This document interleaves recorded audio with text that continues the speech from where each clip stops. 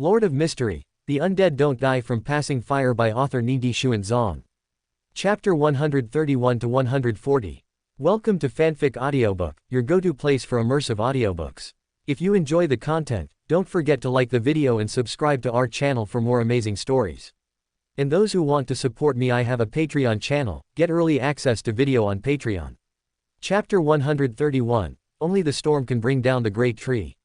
Ember's gaze searched through the crowd, finally settling on a man wearing a white robe. Open black lens bracket sun god close black lens bracket. Found him. Lilith was slightly taken aback. Following Ember's gaze, she also noticed the man in the white robe. A look of subtle meaning flickered in Lilith's wine-red eyes. The corners of her lips curved slightly, and two faint dimples held a pure and sweet smile. As Ember and Lilith looked at the man in the white robe, the man in the white robe and his group of 6 were also watching Ember. The man in the white robe smiled and nodded slightly, but it was more out of courtesy. She smiled at me, does she like me? Medici suddenly blushed and felt his ears warm as if a secret had been exposed, gazing infatuatedly at the girl's lovely figure. At this moment, his eyes seemed to hold only the image of that girl, unable to contain anything else. Bang! Snap out of it! The stern-faced young man slapped Medici hard on the back of his head from behind, saying in a deep voice, that woman is not simple. You are at least an angel under the Lord, how can you behave so disgracefully? Leodoro. USP. Medici turned his head, glaring angrily at the stern young man, wanting to question him furiously, but suddenly his expression changed as if he realized something. What did Leodoro mean by what he just said? Did I speak my thoughts out loud? Yes. Leodoro said faintly, not only did you say it out loud, you did it twice. Medici, you really need to change this bad habit of yours. Medici's face first turned pale, then flushed red, and he said indignantly.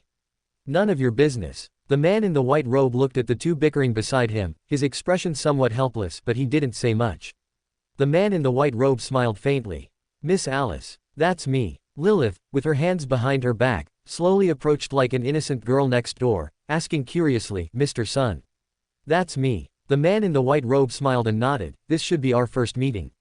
Indeed. Lilith's beautiful eyes flickered with a gentle ripple, and she said with a smile, don't you think our progress is a little fast? It is a bit. The man in the white robe nodded slightly and said softly, but not too fast either. Lilith's gaze swept over the man in the white robe and his group, and she chuckled. This isn't fast. How heartless, you haven't even met each other yet. This is a necessary sacrifice. The man in the white robe's expression remained unchanged, his tone as calm as ever. What a great decision. The corners of Lilith's lips curled slightly, her wine-red eyes curved into crescent moons, and the depths of her eyes sparkled with rippling light, clear and captivating. It was just unclear whether she was praising or mocking. Goddess. It's the goddess. Suddenly, the crowd in the square erupted in excited and fervent cheers. Even those with no faith in the goddess could feel the intense emotions of the people of Silver Country. In the muddy ground of the square and the cracks between the flagstones in the city, tender sprouts stubbornly pushed through. They filled every corner, every crevice of the city. Absorbing the vibrant life force permeating the air, they began to grow robustly. From a seed sprouting into a tender green shoot, the sprout pushed out from the crack, and as it grew upwards, a shy bud formed at its tip. Finally, the bud bloomed layer by layer in all directions into vibrant and beautiful flowers, seemingly opening their arms to embrace their new life. Before long, the ground of the square was covered with blooming flowers, as if the entire Silver Country had turned into a kingdom of flowers. Colorful, vibrant flowers covered the ground beneath people's feet. A charming fragrance permeated the air, refreshing the heart. Butterflies, appearing from who knows where, danced in groups among the blossoms, adding a touch of beauty to behold. And in the center of the square, a sturdy trunk that grew from a green sprout continued to grow upwards, until it became a towering tree whose shadow was large enough to cover the massive square filled with tens of thousands of people. Brilliant sunlight filtered through the gaps in the leaves, casting dappled golden patterns of light and shadow on the people. And beneath that towering tree, a female giant, wearing leather armor on her upper body and a long skirt on her lower body, had appeared at some point. This female giant stood sideways beside the tree, her dark brown long hair reaching down to her waist. She was gently stroking the trunk, which was not smooth and full of prickly fibrous bark, with her palm. It was as if she was comforting it, or perhaps whispering softly. Rustle. The branches in the sky waved gently, invisibly creating a large gap leading to the sky, allowing a large amount of sunlight to stream through and shine on the female giant. Bathed in the spotlight like golden sunlight, the female giant's softly contoured face was revealed to the people. She turned sideways, gazing at the believers at her feet with her vertical single eye. She opened her right hand, where a circle of green light filled with immense life force was gathered. Whoosh! She waved her hand gently, and the green light transformed into a sky full of brilliant star-like motes, scattering outwards. The towering tree overhead, which had been born less than a minute ago, was waving its tentacle-like branches, greedily absorbing this green energy. Immediately after, fruits began to form on its branches. The fruits varied in color and type, but at first glance, they looked appetizing enough to make one's mouth water. With a plop, an apple suddenly detached from a branch and hit one of the believers on the head. The believer was initially a little bewildered, but then picked up the fruit that had hit him from the ground with wild joy, shouting excitedly, "Praise the goddess!" This sound seemed to be a signal. The fruits on the branches began to fall in large numbers, hitting the crowd below like raindrops. And the believers, with devout and joyful expressions, raised their hands, trying to catch the fruits falling from the sky. "Praise the goddess! Praise the goddess!" Plop! Lilith caught an apple that fell on her head and looked at the female giant in the center of the square, revealing a smile that was open to interpretation. "Want some?" Lilith brought the bright red apple to Ember's mouth, asking with a chuckle. Ember glanced at her, opened his mouth, and took a bite. Crunch! Tender juice and plump flesh burst forth in his mouth simultaneously, the delicious and sweet taste filling his taste buds. Tastes good. Ember nodded slightly, praising without hesitation. "You actually ate it." Lilith tilted her small face up, looking at him speechlessly. "Damn it." Medici watched the two of them being so affectionate, and suddenly felt a pang of bitterness in his heart, a flash of jealousy in his eyes. Bang! Leodoro, from behind him, gave him another hard slap. Ouch, what was that for? Medici stumbled from the blow and turned back, glaring at Leodoro in exasperation, with an expression that said, "If you don't give me an explanation, we're not done today." However, Leodoro just looked at him calmly and said indifferently, "You were affected by charm again. I was just reminding you." "You?" Medici was furious. Didn't he know himself whether he was charmed or not? Even if he was truly charmed, couldn't you have used other ways to remind him? Revenge, this was naked revenge. The man in the white robe, or rather, the sun god, suddenly said softly. "Medici, quiet." Medici's expression froze, and he lowered his head somewhat aggrievedly.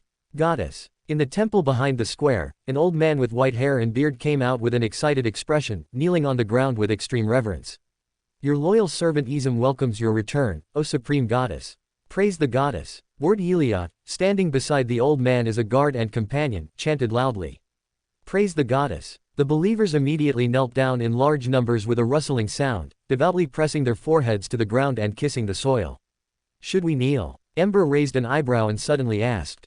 Although they were here to assassinate the goddess, if everyone else knelt and they didn't, it would make them stand out too much. "Do you want to kneel?" Lilith asked playfully. Ember had no psychological burden about this and said calmly. "It's not impossible." "All right then." Lilith's eyes held a hint of mischief, and she said with a smile, "Then I shall fulfill your wish. I'll let you kneel to your heart's content later. But for now." Lilith looked towards the front of the crowd. The large number of tall kneeling believers finally no longer obstructed her view, and the female giant was currently walking towards the interior of the temple, accompanied by the stooped old priest. Seeing this scene, the corners of Lilith's mouth curved slightly. She walked with light steps, like a dancing butterfly, strolling leisurely through the kneeling believers towards the temple. Ember shook his head, casually discarded the apple in his hand, and followed her. "You stay here." The sun god suddenly gave a command, and then also walked towards the temple. Only Medici, still somewhat bewildered and blank-faced, and Leodoro and others, who respectfully bowed their heads and assented, were left behind. And even though they were kneeling on the ground, the believers of Silver Country were clearly not deaf and mute, they could still perceive everything around them. But at this moment, they seemed to be blinded by something, completely ignoring Ember and the other two walking among them. And it wasn't just these believers, even the female giant was completely unaware that three people were following behind her. Unless they spoke up first. "Omibella, long time no see." Accompanied by the girl's silver bell-like laughter, a clear voice echoed in the empty temple. The female giant suddenly stopped her steps. She slowly turned around and looked at the small girl standing in the empty hall behind her. Her originally gentle face became serious, and her voice was as loud as a great bell. "Lilith, you're not dead yet." "I died." Lilith walked leisurely towards the female giant with her hands behind her back, and said with a playful smile, "It's just that I miraculously survived. After all, I was once the strongest ancient god, so having some backup is normal, right?" Omibella's eyes were extremely solemn. although there was a suspicion of self-praise in Lilith's words. But she, who had once dragged the other two ancient gods to their deaths, was indeed qualified to say this. But that was already in the past. Lilith was once an ancient god, but now, she was just barely surviving. Are you here for revenge? Omibella didn't hide anything, she just asked coldly. Tisk. The girl clicked her tongue and pouted, I thought you would deny it a little. Is it useful? Omibella sneered, moreover, there's no need for that. Before she finished speaking, the solid floor beneath Lilith's feet suddenly became as wet and sticky as a swamp, causing the girl's legs, which were originally walking leisurely, to instantly sink into the sticky ground and be unable to move. No matter how hard she struggled, she couldn't break free from the restraint and imprisonment, and even sank deeper. And at the same time, one after another vine, as hard as steel and emitting a cold light, suddenly drilled out of the swamp, like cold poisonous snakes that had been planning for a long time, pouncing on Lilith in the center. It was as if in the next second, Lilith's body would be pierced by these countless vines, leaving no corpse behind. However, even in danger, a mocking smile remained on Lilith's lips, which made Omibella feel a sense of unease. The next second, two halos, one black and one white, suddenly flew into Lilith's body from behind. A white protective film formed on her outer appearance, and a black ripple rapidly undulated on her chest. Open black lens bracket Great Magic Barrier Close black lens bracket. Open black lens bracket A story adapted from Magic Barrier. Can cover the entire body with a strong white protective film, greatly increasing the magic attribute damage reduction rate. This is the story of Stoneskin, Hovel. Hovel, an enemy of Seath the Scaleless, hated magic extremely. Therefore he was very diligent in finding ways to counter magic. Close black lens bracket. Open black lens bracket Black flame protection Close black lens bracket. Open black lens bracket One of the black flame prayers of the Skin Apostle. Can ignite black flame within the body, increasing physical damage reduction rate. But it will reduce the amount of health recovery from various means. All the apostles are embraced by the Queen of the Dusk-Eyed, allowing the black flame to become their inner armor. Close black lens bracket. Clang, clang, clang, clang. Dozens, perhaps even hundreds, of vines grew from the ground in the blink of an eye. The moment they drilled out of the ground, they turned into sharp arrows emitting a cold light, piercing towards Lilith who was surrounded. However, when these vines pierced towards Lilith, they were blocked by the black ripples and white protective film on her body just before they were about to pierce her body. After emitting a clear clang like metal striking stone, they stopped on her body. And behind, Ember, holding a magic staff, was calmly watching the tall giant. Great Magic Barrier, increases magic attribute damage reduction rate. Dark Protection, increases physical damage reduction rate. Before breaking these two layers of film, no one could harm Lilith who was protected within. For a time, the protective film empowered by white and black, and the vines attempting to pierce her body, were in a stalemate. You're really not playing fair, I don't remember you being so fond of sneak attacks. Lilith giggled and extended her fair palm, elegantly waving it gently at the vines surrounding her. The moment her fingernails swept past, the vines as hard as steel were instantly cut off like mud. Lilith easily jumped out of the ground that had turned into a swamp, and landed lightly and elegantly on the hard stone slab ground beside Ember. But it's a little regrettable. Lilith looked at the tall female giant and said with a smile, Omibella, this alone can't kill me, my knight will always protect me. Then I'll kill your knight first. Omibella's voice, like a great bell, echoed through the temple, with undisguised naked killing intent in her tone. Lilith must die. And the moment she said these words, the entire temple seemed to completely come alive. Amidst the violent shaking, countless tree trunks with a lush green and thick appearance, yet as flexible as octopus tentacles, grew out of the temple walls and ground. These tree trunks almost completely covered the walls and ground of the temple, turning everything in sight green. And on these tree trunks, there were bulges, from which grew more tentacles covered with nodular protrusions, flying all over the sky. These tentacles constantly wriggled in the air, carrying strange faint whispers, as if they truly possessed life. The originally sacred and magnificent temple had now become this appearance. Those who didn't know might think they had stumbled into a tentacle hell, where they would suffer unimaginable torment. And the truth was often like this, because the moment these tentacles grew out, after curling up, they attacked Ember and Lilith like arrows released from a bow. The tentacles flying all over the sky, except for their green color, were almost more uncomfortable than real tentacles. At least pink tentacles occasionally looked a little cute, green ones were just disgusting. And when these tentacles formed a dense net full of countless sharp thorns inside, the oppressive feeling of disgust was brewed to the extreme. Plants that should have been full of vitality, at this moment, just looking at them would make one feel severely mentally polluted. Lilith stood beside Ember, facing the incoming tentacles without dodging, and just said softly in a sweet voice. "It's up to you, my knight." Ember looked at her deeply, and the magic staff in his hand instantly changed to the Yorshka's chime. He clasped his hands and placed them on his forehead, leaning slightly forward. White sacred energy slowly condensed and gathered between his hands, on the Yorshka's chime, as if carrying a terrifying pressure within it. Then, it burst forth. Open black lens bracket Wrath of the Gods close black lens bracket. Open black lens bracket The ancient prototype of Force can release a strong shockwave. Wrath of the Gods is a very long story. And Force is its abridged version. This is a story describing extreme anger, which can inflict great damage with the shockwave. Close black lens bracket. Bang! Surging power erupted from Ember, turning into milky white sacred energy waves.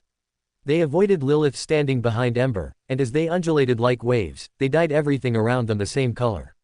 Then, they collided with the tentacles coming from all directions.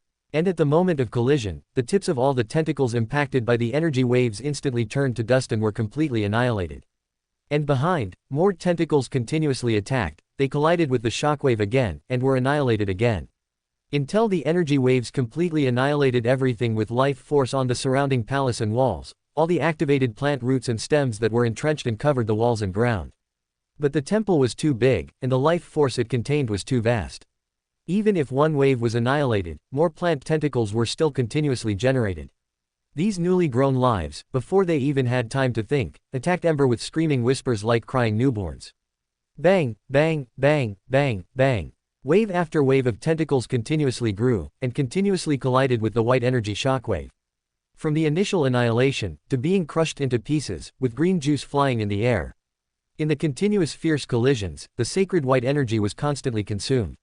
Until the end, those green plant tentacles were not even destroyed, but just bounced away. The sacred power was completely consumed, and even its soft light became extremely weak, seemingly lacking follow-up power.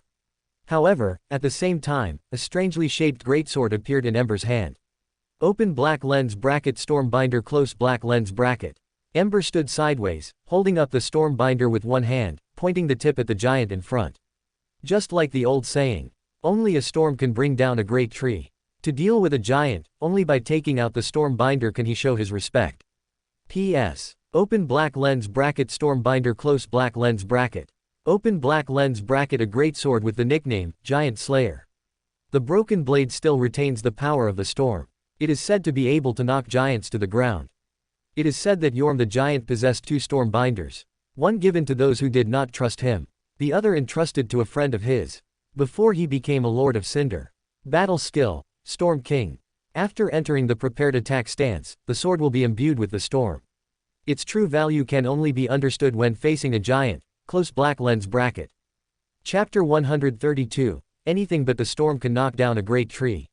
Ember held the hilt of the storm binder with both hands, leaning forward to point the tip of the storm binder's sword at the giant ahead. In an instant, a large amount of strong wind, almost solidifying into substance, gathered on the blade of the dark greatsword, which looked unremarkable and even seemed crudely made. The surging strong wind continuously gathered, compressed, and solidified on the blade, carrying a terrifying pressure that seemed capable of deforming the surrounding space. The vines and tentacles, originally cleared by the Wrath of the Gods, once again covered the temple walls. The wriggling tentacles rapidly expanded, split, and spread, transforming into an overwhelming giant net that attacked Ember. And in response, there was only one thing Ember had to do. Swing the sword. Boom. The strong wind originally condensed on the blade instantly condensed into a storm that gained freedom and broke free from restraints the moment the sword was swung. This surging and violent storm, the instant it took shape, swept towards the giant ahead with a mission to destroy everything. Wherever the storm passed, the earth cracked, walls split, and supporting stone pillars were instantly destroyed. As for the tentacles that were originally flying and wriggling, they were even pulled up by the roots and cleared away in one blow. Even though these tentacles were far harder than steel, even though they seemed to sense danger and rapidly interlocked like spiderwebs in front of the female giant, weaving layer upon layer of impenetrable defenses, firmly protecting the female giant's figure behind them. But all of this was ultimately in vain. In the face of the storm's power, all defenses were futile. The defense line formed by the plants protecting their mother was instantly destroyed, turning into scattered plant fragments and sap, but was quickly annihilated by the subsequent storm. And that storm continued its momentum, attacking Omibella. Omibella's expression was utterly indifferent. She had already sensed that this storm was at the end of its force. So she didn't even think about dodging, but simply reached out her hand expressionlessly, wanting to completely annihilate that storm. Crack! Omibella clenched her hand, and the storm instantly dissipated. However, on Omibella's palm, there was also a huge wound, deep enough to see the bone, almost slicing the palm in half from the middle. Even though this wound only lasted for a brief moment, even though her vast vitality rapidly surged out, forming countless dense granulation tissues at the wound, rapidly wriggling, growing, and adhering, expelling the residual storm power at the wound. In just a brief moment, her wound was completely healed, as if brand new. But even so, the pink tenderness of the new flesh still seemed out of place with the surrounding grayish-blue skin. Storm. The sun god, who had not made a move and was hidden in the dark observing the battle, subtly changed his expression. Ember's action gave him an extremely familiar feeling, but he couldn't yet discern where this familiarity originated from. However, the power of the storm made him slightly confused, as he still needed to recover the storm's power, which would inevitably lead to conflict with the other party. And based on his special relationship with Lilith, it would likely cause significant trouble for his plan. No, it shouldn't be. The sun god shook his head. The authority of the storm was in the hands of the Elf King. The other party should have only achieved this by using a weapon in hand. Although it seemed infinitely powerful, it was ultimately far from the true authority. Moreover, the other party couldn't be the Elf King. As long as they didn't compete with him for the authority of the storm, they would have no irreconcilable contradictions, and they would still be close allies. It's just, why did that weapon feel so familiar to him? The sun god frowned tightly. Even though he had already separated a clone, the influence of the Chaos Sea's erosion still existed, and for a moment, he couldn't quite remember what it was. Lith. A roaring bellow, loud as a great bell, echoed through the hall, showcasing its owner's fury. Omibella's gaze towards Lilith was full of hatred, and when her eyes met Ember, who was beside Lilith, they were filled with dread. Even though she was the harvest goddess, the vast vitality provided by her authority could instantly heal all injuries and pain. But no matter what, the other party had truly shattered all her defenses, creating wounds on her body which was harder than steel. The fact that the other party could injure her meant they could kill her. Why are you shouting so loudly? Lilith poked her head out from behind, rolled her eyes like a fox borrowing a tiger's might, placed a fair finger to her lips, and said mockingly, "Besides, do you think you can leave here alive today? I want you dead." All right, so your dying words are just like a nobody's." Lilith waved her hand dismissively. She had thought Omibella might die like a god, but was this all there was to it? Omibella roared, as if the anger in her heart had been completely ignited. Her hands, several times the size of a normal person's body, slammed down onto the ground. Vast vitality instantly poured into the earth beneath her feet. More, thicker, and larger plants also began to break through the hard stone slab floor and grow out. Among them, the fastest growing plant even grew from a green sprout into a colossus with a trunk dozens of meters thick in a short time. And this massive entity continued to grow, blocking Ember's line of sight, and bursting through the temple's roof and walls. However, Omibella's expression instantly turned gloomy. Because although that giant tree, which had grown into a towering tree, had burst through the temple's roof and walls, and continued to grow larger, thicker, longer, and taller almost without restraint. In her imagination, however, the sunlight that should have streamed in after breaking through the temple roof did not appear. The clouds high above and the sun had now disappeared. Through the broken temple roof, she could only see a giant red moon under the night sky. And in the square outside the temple, the flowers and trees that she had personally nurtured, although clearly visible, had no vitality, appearing dim and hazy, seemingly far away, or perhaps separated into two worlds by something. Black and red, shadows and architecture, silence and plants, displayed themselves in Omibella's eyes in such a peculiar posture. Bang! Before she could think, another storm swept over. The surging and violent storm instantly destroyed the giant trunk, which was now a full 100 meters thick, cutting this towering tree in half. The trunk from the root to the crown at the top had long ceased to exist under the storm's destruction. The unsupported crown crashed down amidst the giant tree's sorrowful creaking, but was again destroyed by the residual storm before hitting the ground. Only scattered remnants remained. The finely cut branches, willows, and leaves, sliced by the storm, fluttered and scattered from the sky like flying green heavy snow. The authority of night. Destruction magic wolf. Omibella's gaze pierced through the branches fluttering everywhere, roaring like a mother lion in impotent rage. You actually cooperated with Flegre, and none of you died. We were all deceived by you. Stop yelling. Lilith wrinkled her delicate nose, snorted lightly, and said, do you think I would let Flegre live? That idiot has been dead for a long time, and completely dead at that. But, Lilith's lips curved slightly, you were right about one thing, I am indeed cooperating with a magic wolf, but it's not Flegre, hee, you can guess who it is, maybe it's someone you know. You want to talk about betrayal? That's not right, you were the ones who betrayed me first. And besides, what does it matter if it's betrayal? I'm here to kill you, you're not expecting a one-on-one with me, are you? No way, right. Omibella, when did you become so naive?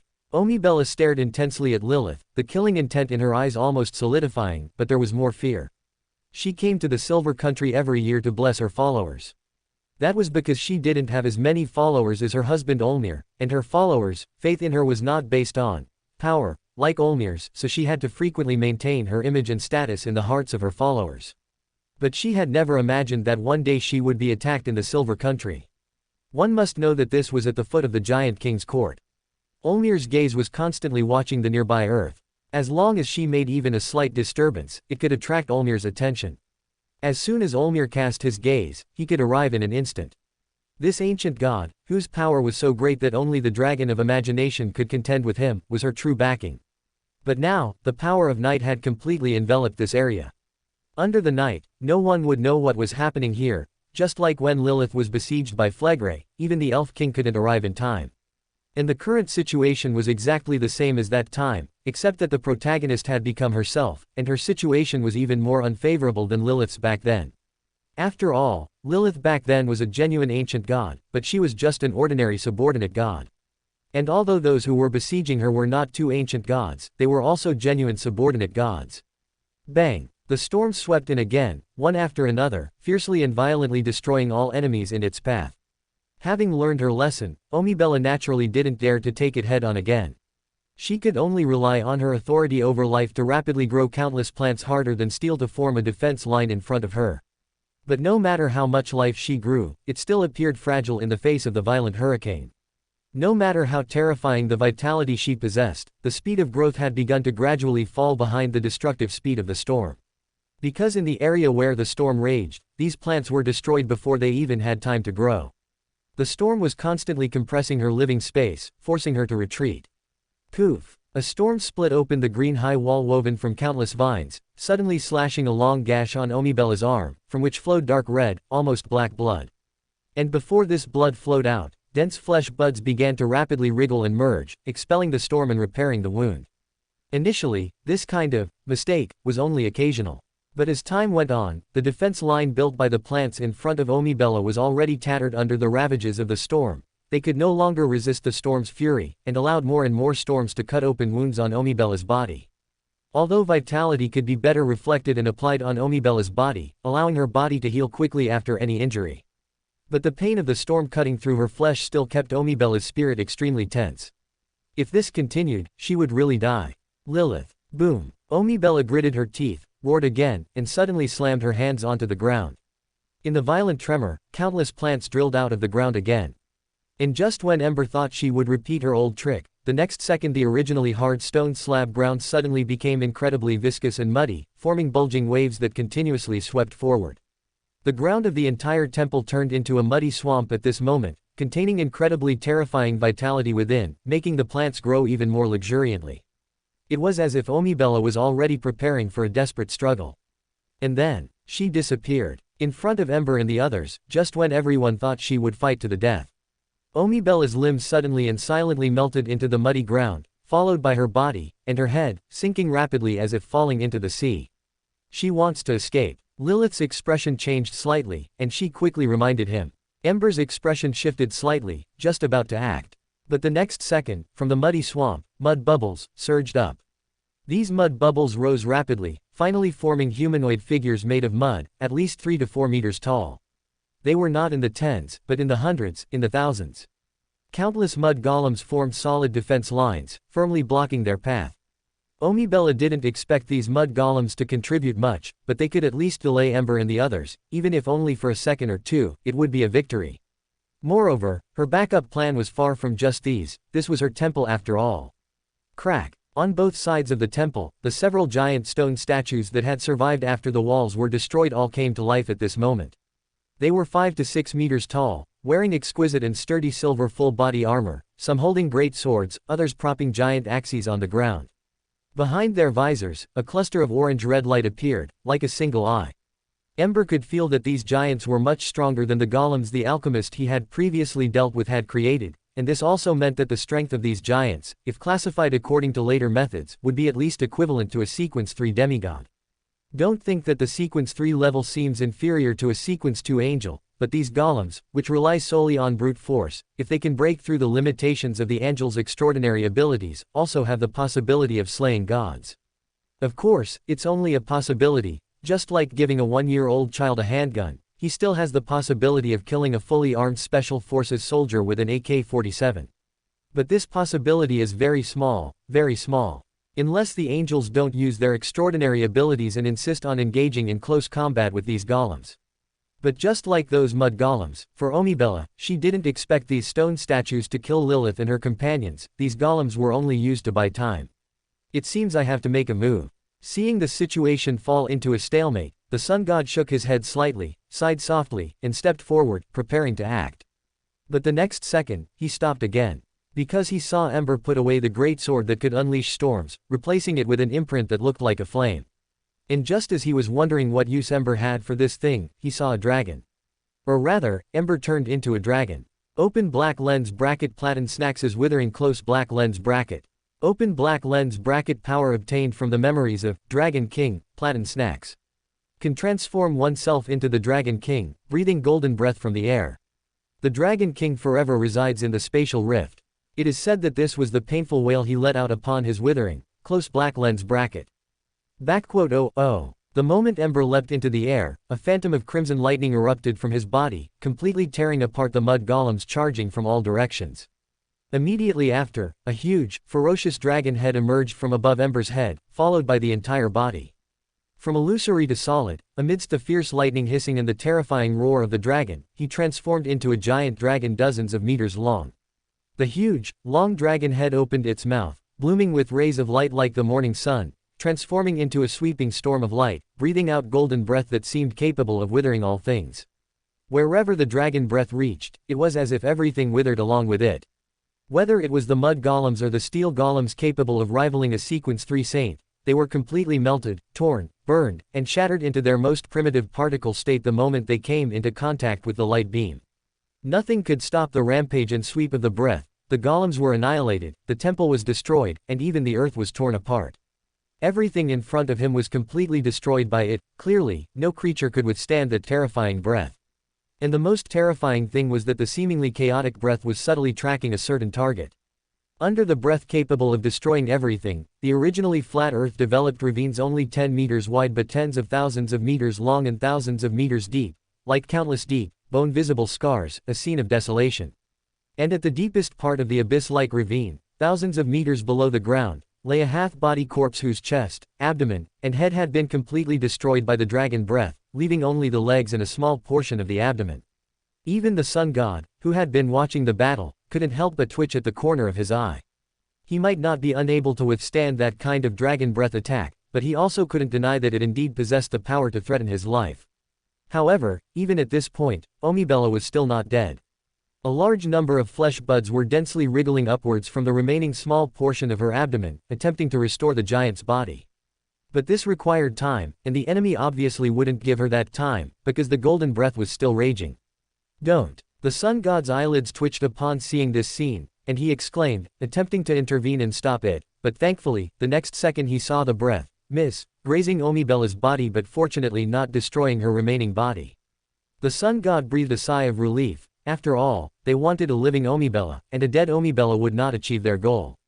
However, what he didn't know was that even if he hadn't spoken, it wouldn't have mattered. Because Ember had already cancelled the lock-on, the current breath was just an outlet for excessive magic power infusion. The sun god sighed, looking at Lilith with considerable helplessness, expecting to see a similarly overly frightened expression, but when he looked over, he found that Lilith seemed, well, very happy. Chapter 133, Do You Desire Power? The sun god was slightly speechless. He didn't know why Lilith was laughing. After all, the purpose of their alliance this time was to graft Omibella's destiny onto Lilith. But to graft destiny, the prerequisite was for Omibella to be alive, whether it was her body or soul. Even if she was on her last breath, as long as she was alive, he could use the authority of Bug to help Lilith graft Omibella's destiny. And the Sun God had no doubt that the Golden Breath had the ability to destroy souls. Once Omibella's physical body had been destroyed just now, it would have meant her soul was destroyed, and this would also have meant their plan for this trip would completely fail. Moreover, once the Giant King learned of Omibella's death, he would inevitably fly into a rage. Their original plan to unite with the Giant King against other ancient gods would inevitably be ruined. Not only would the Giant King not become their ally, but he would instead be the first ancient god they had to deal with. Fortunately, none of that happened.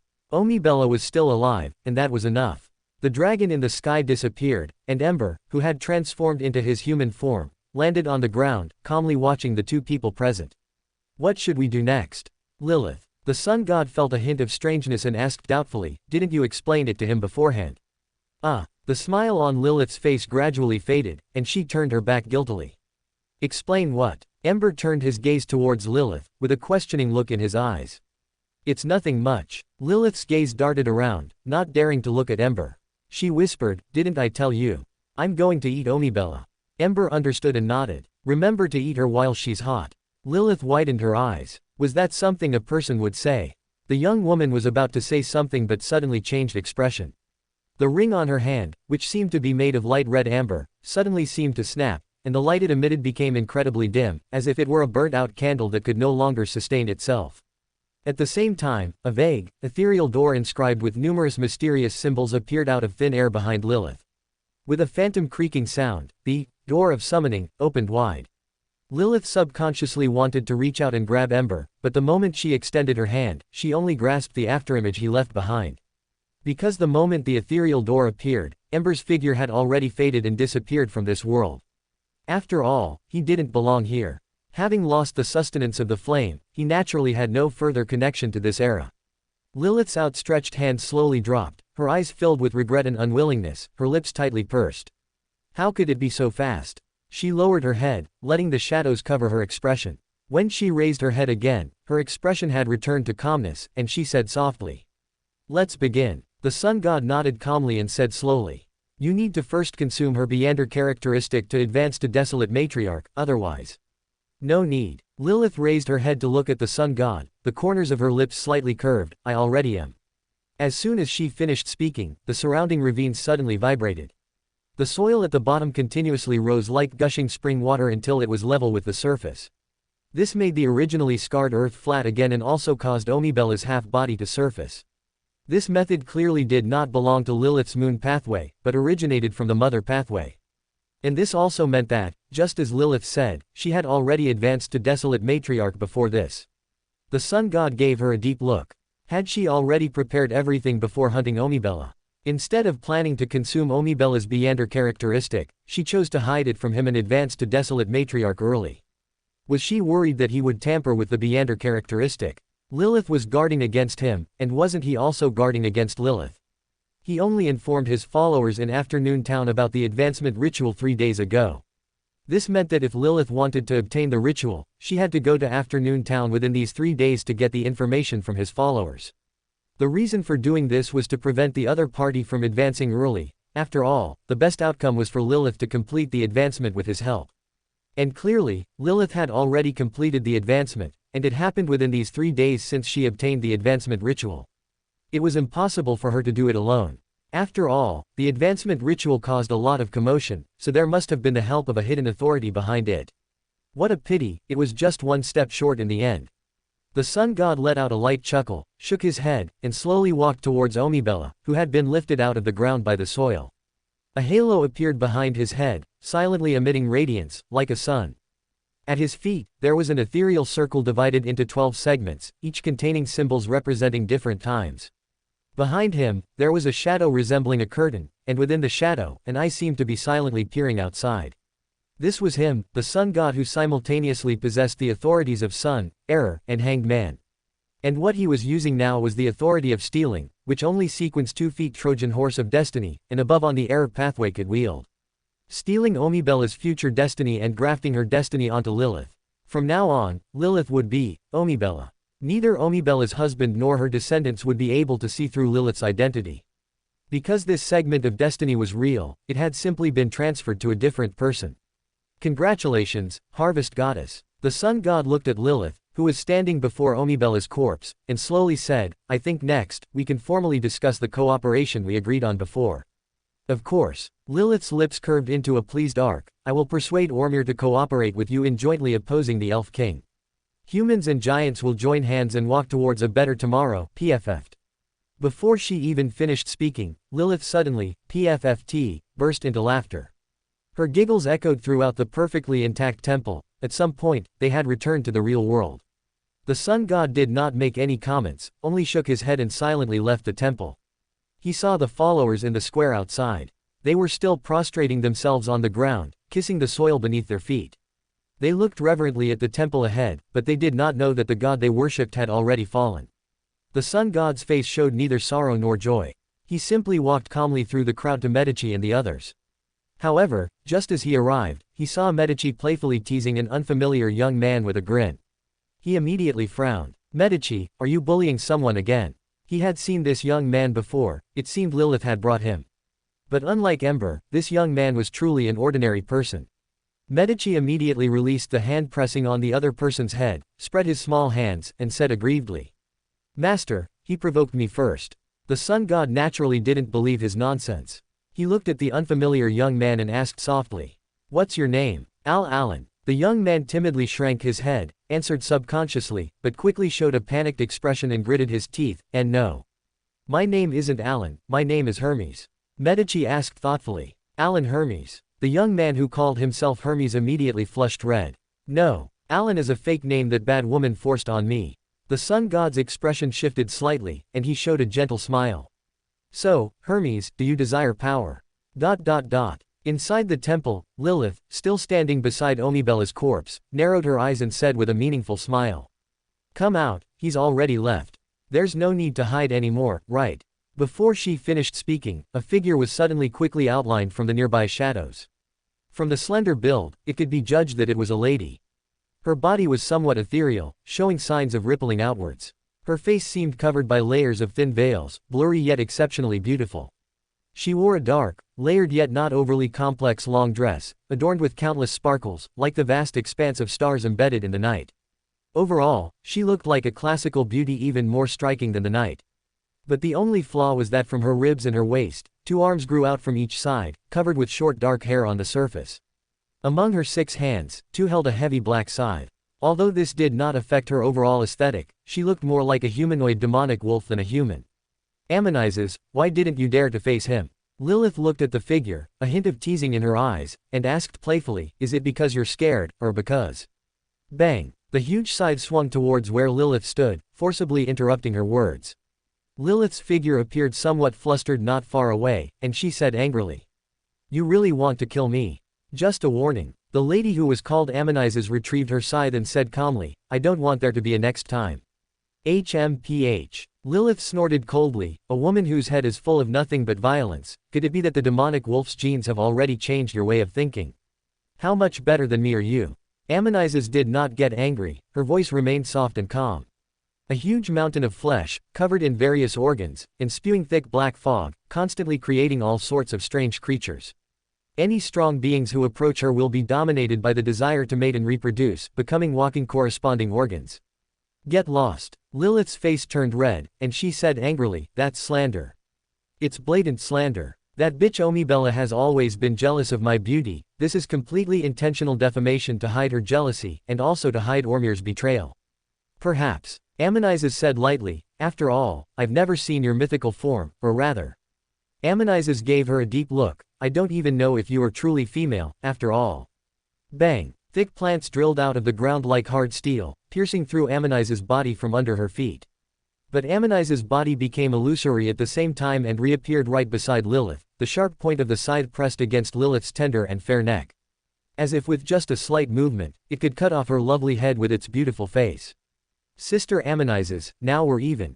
Lilith blinked her eyes, with an innocent and cute expression, and said crisply. And also, Sister Ammonizes, I was promoted to desolate matriarch right in front of you. didn't you know if I was female before? That's hard to say. Ammonizes said lightly, after all, before this, you were also once the beauty goddess of the moon pathway. Veins popped out on Lilith's fair forehead, her small fists clenched tightly, but soon she revealed a sweet smile again and said with a charming smile. Sister Ammonizes, let's stop the jokes here. Time is almost up, I have to hurry back to the Giant King's court to avoid causing suspicion. Ammonizes glanced at her, put away her scythe, and her figure quickly disappeared into the shadows. Endure, Lilith, you must endure. Lilith took a deep breath, and clenched her small fists to encourage herself. A small lack of patience spoils a great plan. You are not her match yet, but when you become stronger, you can definitely get back at her. Under self-regulation and guidance, Lilith quickly turned her gaze to Omibella's corpse, her wine-red eyes narrowed slightly. I can't defeat Ammonizes, but you, Omibella. I can definitely defeat you. Bang! Amidst a violent shaking that felt like the earth was moving and the mountains were swaying, Omibella's corpse seemed to come back to life. She propped herself up with her hands and crawled up, coming over to Lilith voluntarily and allowing Lilith to enter her body. Although destiny had been grafted, it wasn't that easy to deceive Ormir, who was an ancient god, so they still had to put on a show on the surface. For example, Lilith had to at least look like a giant. Backland's winter days were always inseparable from fireplaces and fog. Time flew by quickly in this cold and gray feeling. It seemed like just a blink of an eye, and only half a month was left until the new year. Klein extinguished the charcoal in the fireplace, put on a double-breasted woolen overcoat over his dark red wool vest, and sighed softly. Day 45 since Mr. Ember is gone. Miss him. Klein's thoughts wandered as he took down the semi-tall silk top hat from the coat rack and used a brush and handkerchief to smooth out the wrinkles and remove dust. More than a month ago, while fighting Aemon, Mr. Ember suddenly disappeared. Although divination could confirm that Mr. Ember was not in any danger, Mr. Ember was ultimately not in this world. What he saw in his dreams was ultimately an illusion, and he could never find Mr. Ember's flame. And in the more than a month without Mr. Ember, the emotions of the members of the Tarot Club were clearly not right. Several ladies were clearly a bit down and would ask about Mr. Ember's situation every time they met, and Klein could only helplessly gloss over it each time. He was also very worried. He also wanted to know, but did he know? He didn't know. That is to say, the frequency of the Tarot Club was once a week, and Mr. Fool's authority was there, otherwise the ladies might ask a question every day. However, unlike the cautiousness in the Tarot Club, life in reality was calm and uneventful. Klein used investigating cases to digest his potion step by step in a detailed and tedious manner. The Hanged Man helped him obtain the hair of a deep-sea naga, and Mr. Wright the vampire he knew in reality used the Sanguine's connections to obtain the pituitary gland and blood of a thousand-faced hunter. And thanks to Miss Magician now being backed by the Abraham family, the Beander characteristic of a human-skinned shadow was naturally not a problem. Now, he has officially advanced to sequence 6 Faceless. Of course, in order to acquire this batch of Beander characteristics, he not only emptied his savings but even cleared the debt he owed Miss Justice. In fact, it was the other way around. Mr. World owed Miss Justice quite a bit of debt. And now he was getting ready to go out, to sell off some shares with great potential in his hand in exchange for cash support. At least he had to clear his debts first. But just as he reached the door, Klein suddenly stopped, as if he felt something. He looked at the street outside the window, hesitated for a moment, then took 4 steps counterclockwise and entered the Fool. Inside the majestic and grand palace, the mottled bronze long table and 22 high-backed chairs with different symbols on their backs stood quietly, seemingly unchanged since ancient times. The gray fog beneath them, and the endless emptiness around them, were also the same. The gray fog flowed like water, dotted with deep red stars, some large, some small, some far, some near, some hidden deep within, some floating on the surface. Everything seemed different from before. Klein did not search for the flame among the deep red stars. He sat at the head of the bronze long table, skillfully unhooked the citrine pendant on his left wrist, and wrote down the corresponding divination statement. I can contact Mr. Ember now. He lowered the pendulum, adjusted his posture, and after silently chanting a few times, Klein opened his eyes and saw the citrine pendant rotating clockwise, and the amplitude was very large, the speed very fast. This made Klein pause for a moment, and then he was overjoyed. In the past 45 days, he had divined once every day, but each time the result was negative. And this time, it was finally positive. He no longer hesitated and quickly searched among the deep red stars. Confirming that he could contact Mr. Ember, his gaze carefully searched every single star without missing any. Finally, on the back of a deep red star, he found that cluster of flame. However, even though he found the flame, Klein was stunned for a moment. Because the location where the flame appeared this time was completely different from before. If there was one similarity, it was probably that the deep red stars where it hid both times were significantly larger and brighter than the others and were also closer. If the size and brightness of these deep red stars are symbols of strength, then these two deep red stars. Klein's eye twitched slightly, he didn't dare to think further, and immediately extended his spirituality, cautiously bypassing the deep red star, and touched that cluster of flame. In an instant, a figure instantly appeared beside the bronze long table. Klein's lips curved slightly upward, and he smiled slightly. "Welcome back, Mr. Ember." Mr. Ember's memory was still stuck on Lilith's panicked little face. When he came back to his senses, he appeared in the Fool. Looking at the Fool at the head seat, after a long silence, Mr. Ember slowly spoke. "How long have I been gone, Mr. Fool?" Chapter 134. Are you okay with me doing that to you on your coming-of-age ceremony? 45 days. Klein leaned back against the chair, saying leisurely. Exactly 45 days have passed since the first day you disappeared. After a pause, Klein suddenly asked again. Did you go back to the past? I think so. Ember nodded slightly. It really is. Klein felt a strange sense of emotion in his heart, although he had already guessed it earlier. But hearing Ember admit that he had returned to the past still left Klein's heart in turmoil for a long time. For the worldview of the Dark Soul, it is not difficult to travel through time and return to the past, because the time and space of the Black Soul are inherently extremely unstable. The reason for this is the instability of the first fire. But if Ember can also travel through time in this world, Klein has to reconsider the definition of first fire. Klein actually wanted to know what happened to Ember in the past and what he specifically did, but he also found it difficult to ask proactively. Then, let's continue our last topic. Klein tapped the bronze long table with his fingers, and said slowly, Original World. Ember's expression moved slightly, and he sat up straight, placing his hands on the bronze long table. In the first epic, the Original World was pulled by an unknown force, but it finally descended at the end of the second epic. After a pause, Klein smiled and continued. This time returning to the past, I think you should understand the meaning of this more deeply. Facing Klein's inquiry, Ember's expression remained calm and unruffled, showing no trace on his face. The timeline he traveled back to should be at the end of the second epic. At that time, the Blood Ancestor had already fallen due to the betrayal of the Giant King, and only 3 of the ancient gods remained. This is also completely consistent with the legends recorded in the City of Silver. The ancient gods divided the authority left by the Lord, becoming the gods who ruled the sky, earth, and sea, who ruled reality, spirit world, and astral world, and who ruled various races, true gods, ancient gods. Some of them fell in their mutual struggles, while others were stripped of their authority after the Lord who created everything, the omnipotent and omniscient God, awoke. Ember, who had personally experienced history, could clearly judge that the fallen ones recorded were undoubtedly Lilith and the other 2 ancient gods. And the so-called Lord who created everything, worshipped by the City of Silver was most likely the Sun God, he saw. And the reason why he returned to the past, Ember already understood, was because he unintentionally met the conditions. Time was not the key point was the conditions. One of the conditions was that he was on the Grey Fog, this area that possessed the great power to traverse time. The Grey Fog itself may not have the ability to travel through time, but it must have existed in the second epic or even earlier, and has continued to this day, unchanging forever. This satisfied the first condition. And the second condition was that at the time node in the past, someone just happened to summon him. And the reason why Lilith was able to summon herself was definitely not because of that cross, but because of the ring itself.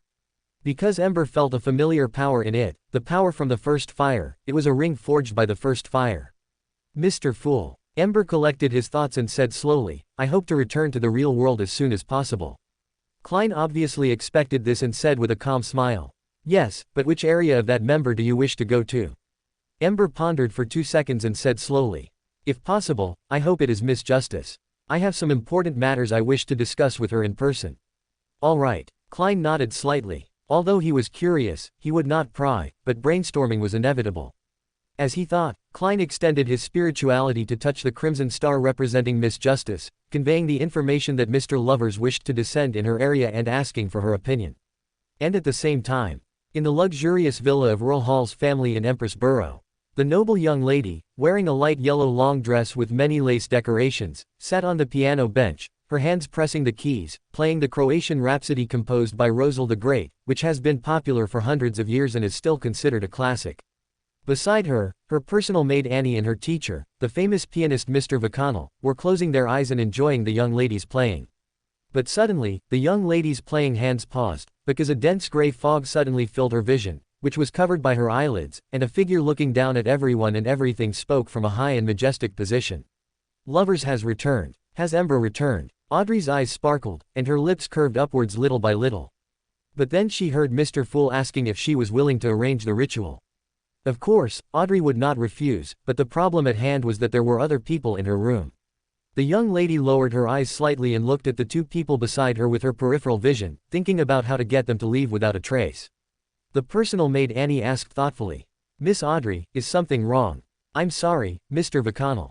Audrey stood up, curtsied gracefully, and apologized. "I suddenly remembered that there are some important things I haven't done yet, so it's all right." Mr. Vacannel immediately showed an understanding expression, stood up proactively, and said somewhat helplessly, "It just so happens that I also have some things to deal with, so I'll take my leave first." As a qualified pianist, he actually didn't want to leave like this.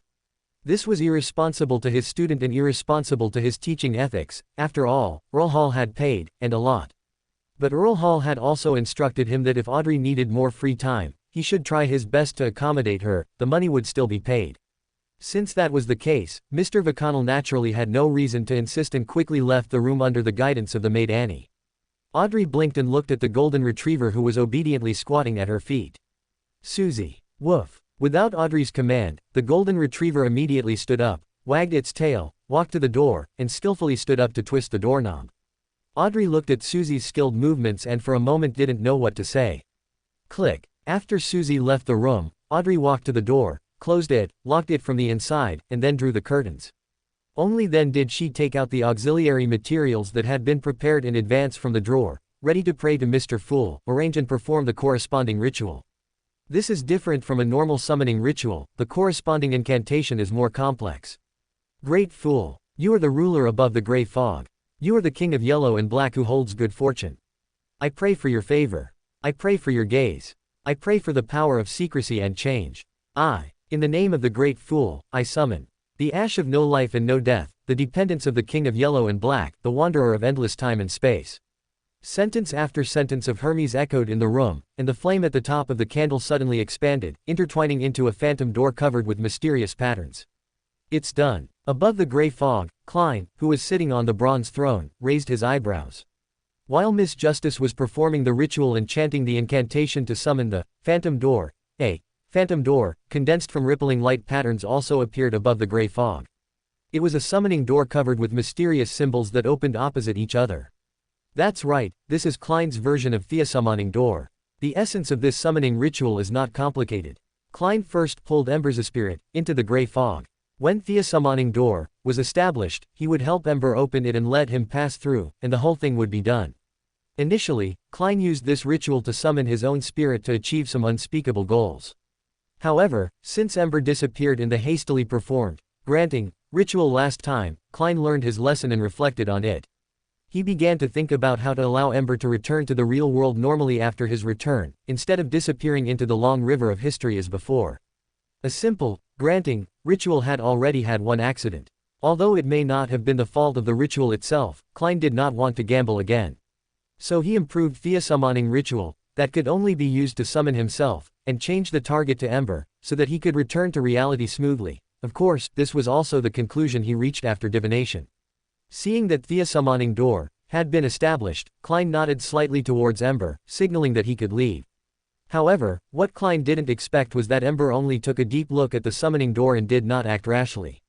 Is there something wrong with this door? Klein couldn't help but feel a sense of confusion. He really wanted to ask, but he couldn't, leaving him in a dilemma. And just as he was struggling, Ember had already made his move. He passed through the summoning door. Klein subconsciously cast his gaze towards the projected image of Miss Justice praying. Within the summoning door, in front of her, Ember's figure slowly walked out. Phew. Seeing this scene, Klein finally breathed a complete sigh of relief. If Ember went missing again this time, it would truly be impossible to clear his name. Welcome back, Ember. As Ember stepped out of the summoning door, a gentle voice reached his ears. Looking over, the golden-haired noble girl was smiling at him. Ember's vision blurred for a moment, as if he saw the overlap of history and time, and the smiling appearance of Lilith appeared before his eyes. Ember quickly recovered and said with a smile, "Good morning, Miss Audrey. It's almost noon, you know." Audrey chuckled, covering her mouth. "No difference," Ember said without changing his expression. "If you wake up at noon, then noon is morning, and lunch is breakfast." Hearing Ember's sophistry, Audrey really wanted to roll her eyes without regard for her image or etiquette, but in the end, she held back. Ember looked at the fine, downy white snow falling outside the window and suddenly frowned, asking, "What time is it now?"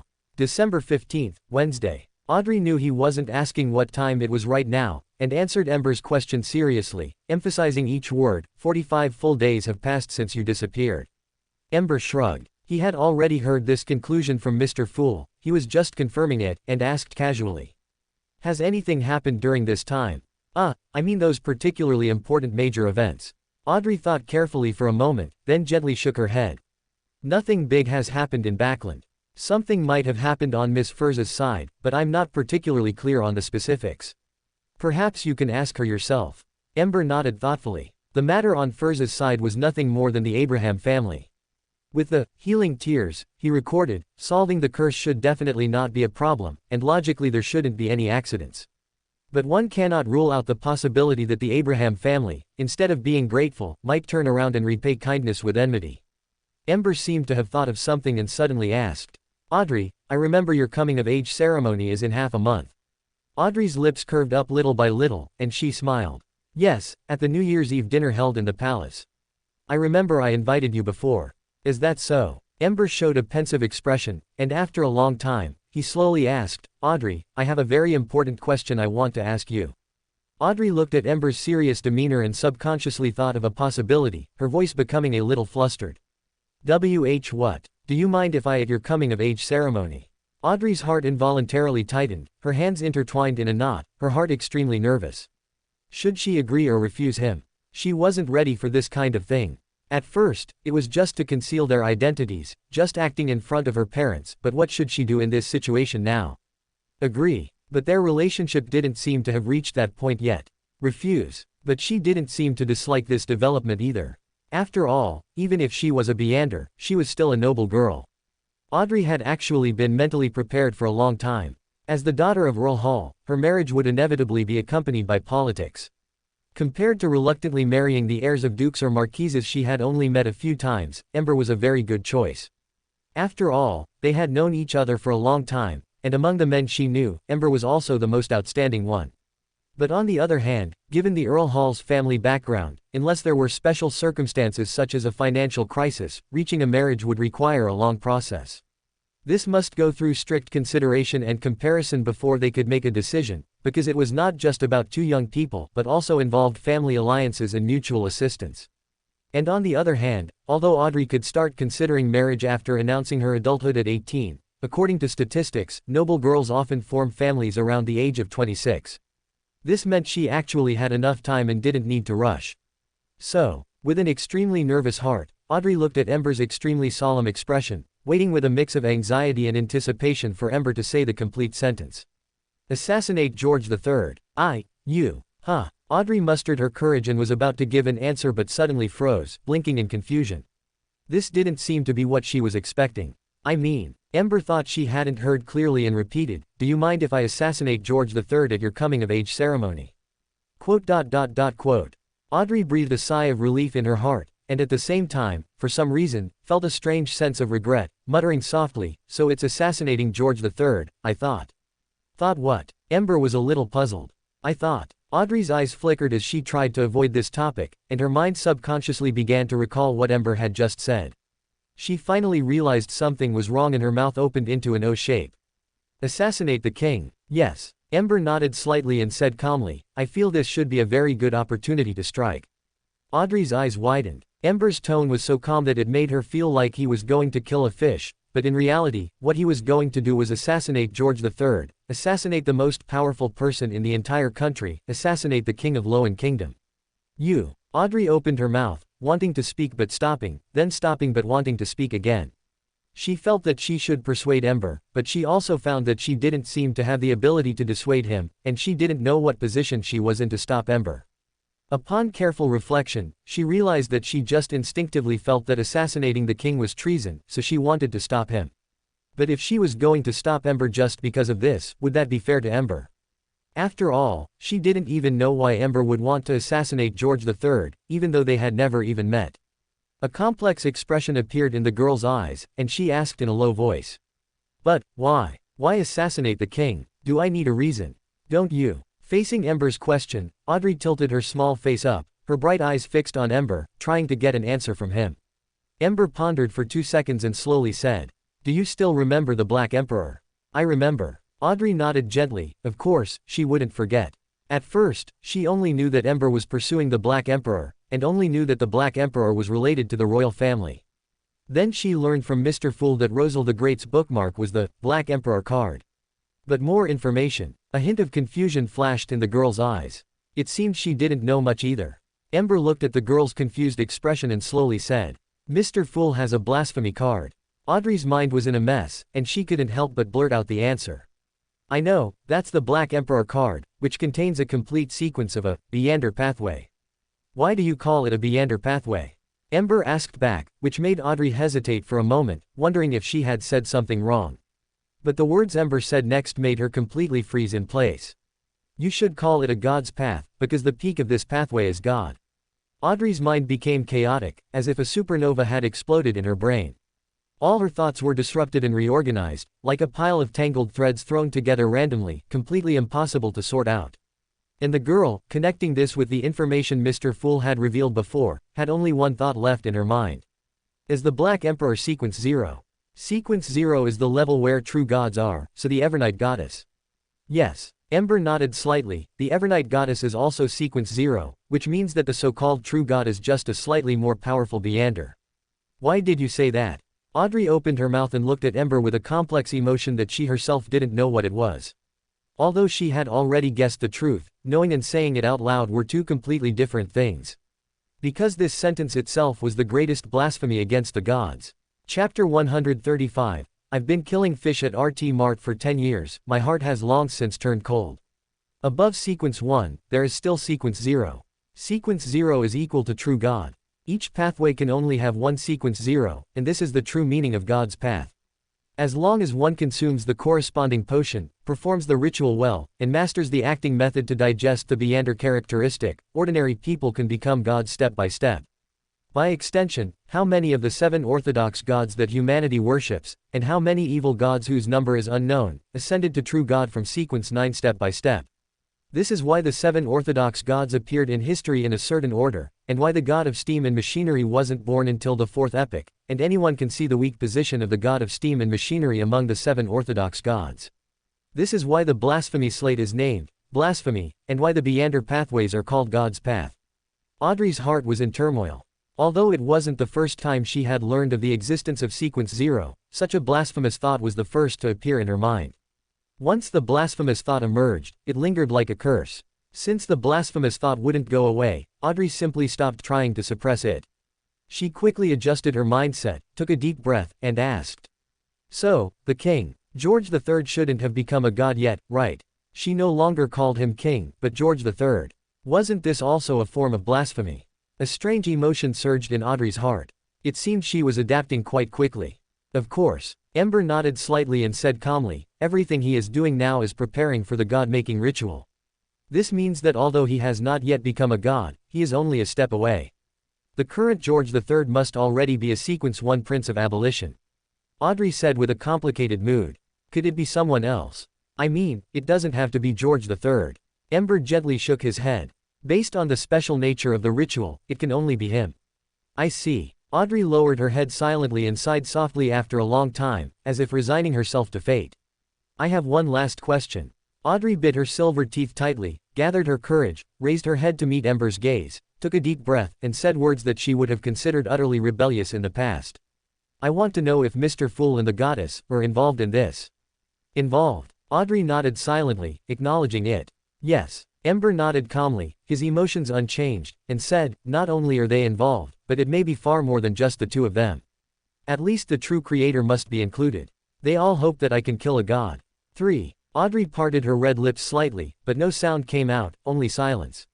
A full 3 gods, they were all betting on Ember, or rather, they all wanted to use Ember. For unknown reasons, they hoped to use Ember to kill a god. And they had already chosen the target for Ember, which was George III. Even the reason why George III was able to get the opportunity to become a god was due to the planning of these gods behind the scenes. Audrey suddenly felt a bit horrified. If it was really as she suspected, wouldn't that mean that the reason why the gods deliberately cultivated a new god, George III, was so that Ember could kill him?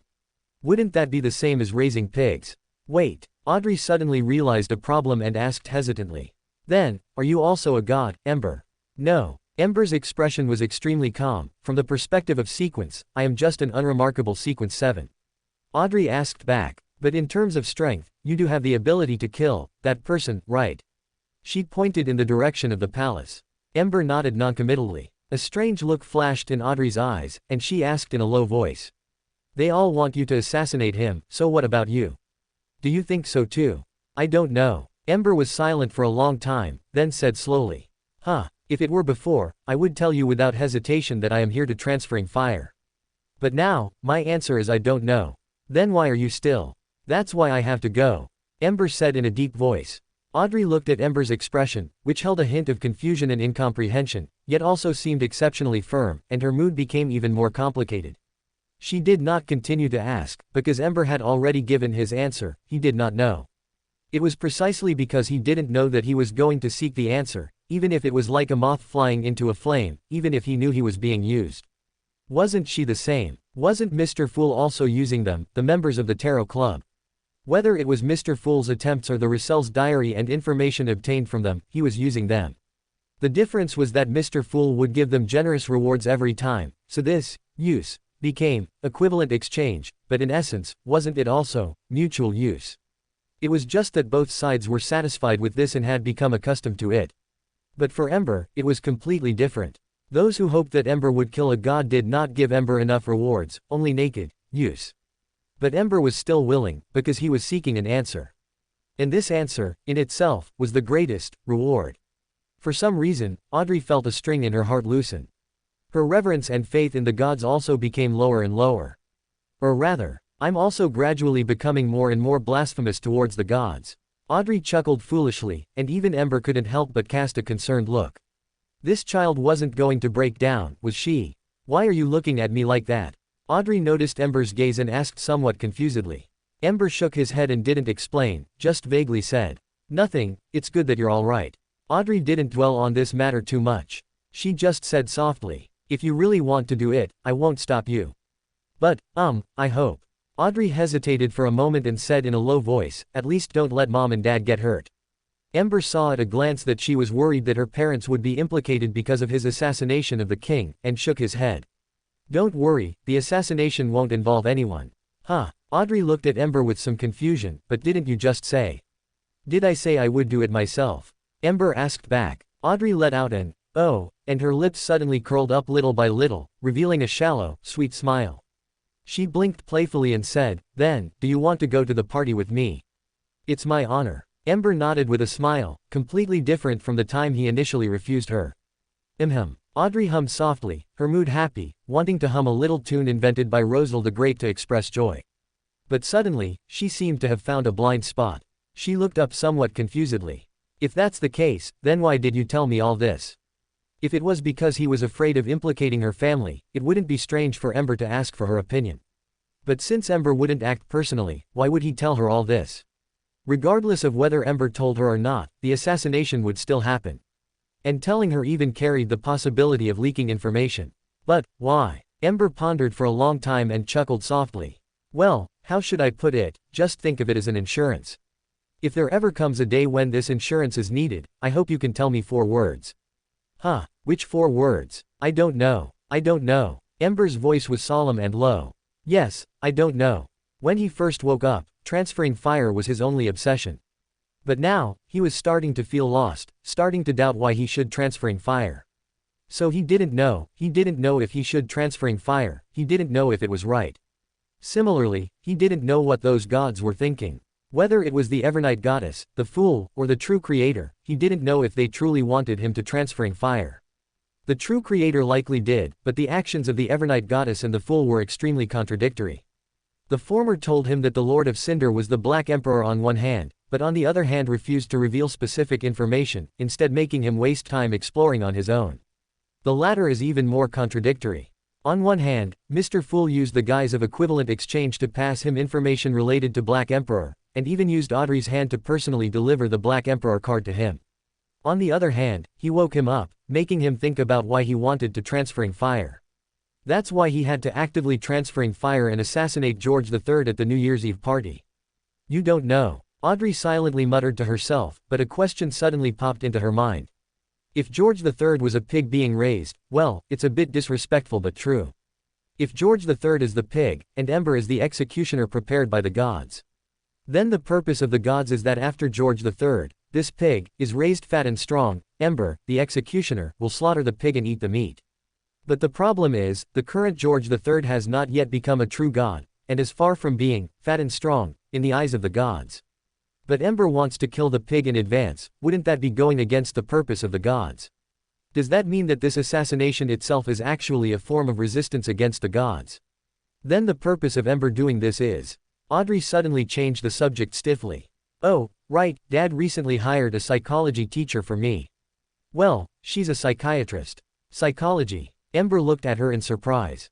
If I remember correctly, you should already be a psychiatrist. That's right. Audrey nodded slightly, a proud yet reserved smile on her face. She had already been a Sequence 8 telepathist a few months ago, and with the blessing of the acting method, it took her less than 3 months to digest the potion. So she had already been promoted to psychiatrist a month ago. Ember asked doubtfully. Then why did Earl Hall hire another teacher for you? He doesn't know. Audrey replied in a low voice. Also, I suspect that my psychology teacher is very likely related to the psychology alchemists. Ember's expression shifted slightly, and he asked. Reason. She's a Beander, Audrey said with certainty. Ember didn't doubt Audrey's judgment as a Sequence 7 Beander of the spectator pathway, he just asked. Psychiatrist. No. Audrey smiled slightly. She's just a telepathist, but she doesn't know I'm a Beander, only thinking I'm a noble girl who is quite interested in mysticism. Also, she paused, then continued, she recently invited me to her home to attend an academic gathering, which should be in the next few days. I can feel that she probably wants to use this opportunity to absorb me into the psychology alchemists. Got it. Ember nodded slightly and asked, need help? Huh. Audrey blinked. She hadn't finished speaking yet. What did you understand again? She quickly explained. No, I mean, I actually thought about joining them too, so maybe I can find a way to get the potion formula for Sequence 4 and above of the spectator pathway from the psychology alchemists. Ember was stunned for a moment, seemed a little hesitant, but then quickly showed an expression of sudden realization. So that's how it is. What do you mean so that's how it is? Were you thinking of killing everyone and just snatching the potion formula from the start? Audrey grumbled in her heart, but she felt that this was very likely Ember's true thought. After all, he still had the title of Nighthawks, and the psychology alchemists were a proscribed organization, no different from cults, in the eyes of the 7 orthodox gods. So even if Ember killed them all, he wouldn't be held accountable, and the Church of the Night would even reward him for his actions of clearing out cult organizations, which was beneficial in every way. In any case, Audrey instructed, since they invited me to an academic gathering, they should not cause me any harm. So I want to join them to get the potion formula in a way that is as peaceful as possible. Not likely. Ember shook his head, denying her naive idea. Why not? Audrey asked back somewhat unconvinced. Ember held up a finger and said slowly. First, you are already Sequence 7, even if your talent is poor, you will be promoted to Sequence 5 in no more than a year. If you want to obtain the Sequence 4 potion formula, you must explain to the psychology alchemists why you can be promoted so quickly. And within this year, they may not be unable to find out your relationship with me, and then they will suspect that you are an undercover agent planted by the Church of the Night. After a pause, Ember held up another finger and continued. Secondly, within the Church of the Night, to obtain the corresponding potion formula and promotion, you must be reviewed by a higher level Beander. That is to say, when you want to obtain the Sequence 4 potion formula, the person responsible for reviewing you will definitely be a demigod of Sequence 4 or even Sequence 3. How do you plan to resist a demigod's probing? Or, suppose they have already discovered our relationship and know that you are a Beander. This invitation is simply a trap. Once you go, those demigods will pry into your secrets or even directly brainwash you. What will you do if they control you to harm your family? A trace of confusion flashed in Audrey's eyes, full of self-doubt. She had never thought of this. You're getting carried away, Audrey. Ember looked at the girl's confused look and said seriously, you seem to have never considered that you might encounter danger, only thinking that you are a Sequence 7 Beander, and your family tutor who is only Sequence 8 can't see through your true appearance, so you are confidently sure that they will not pose a threat to you. But you are pretending. How do you know the other party isn't pretending? As I said, if a demigod makes a move on you now, you probably wouldn't even know if you were brainwashed by them. Audrey lowered her eyes silently and said in a low voice. Then what should I do? Simple. Ember said without hesitation, I'll go to the gathering with you. If a demigod makes a move, that's best. We'll directly kill this demigod and seize his soul, and then obtain the potion formula you need through his soul. Ember paused, and then added, at the same time, the Beander characteristic left behind by this demigod can also be used as the main material for your promotion. If there are other Beanders of Sequence 5 or Sequence 6, then you won't have to worry about the Beander materials needed for your promotion in the future. It's a win-win situation. So that's your purpose, isn't it?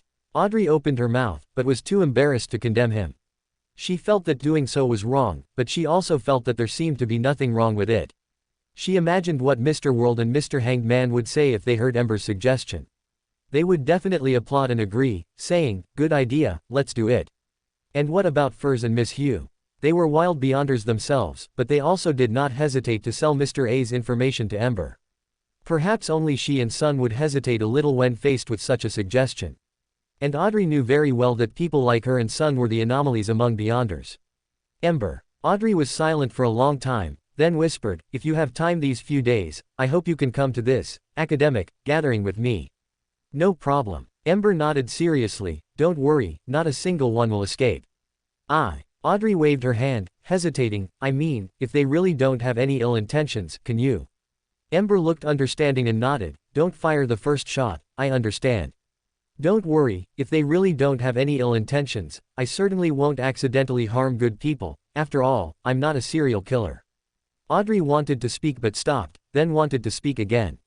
Just at this moment, Susie's barking came from outside the door. Woof, woof. Audrey's train of thought was interrupted, her expression shifted slightly.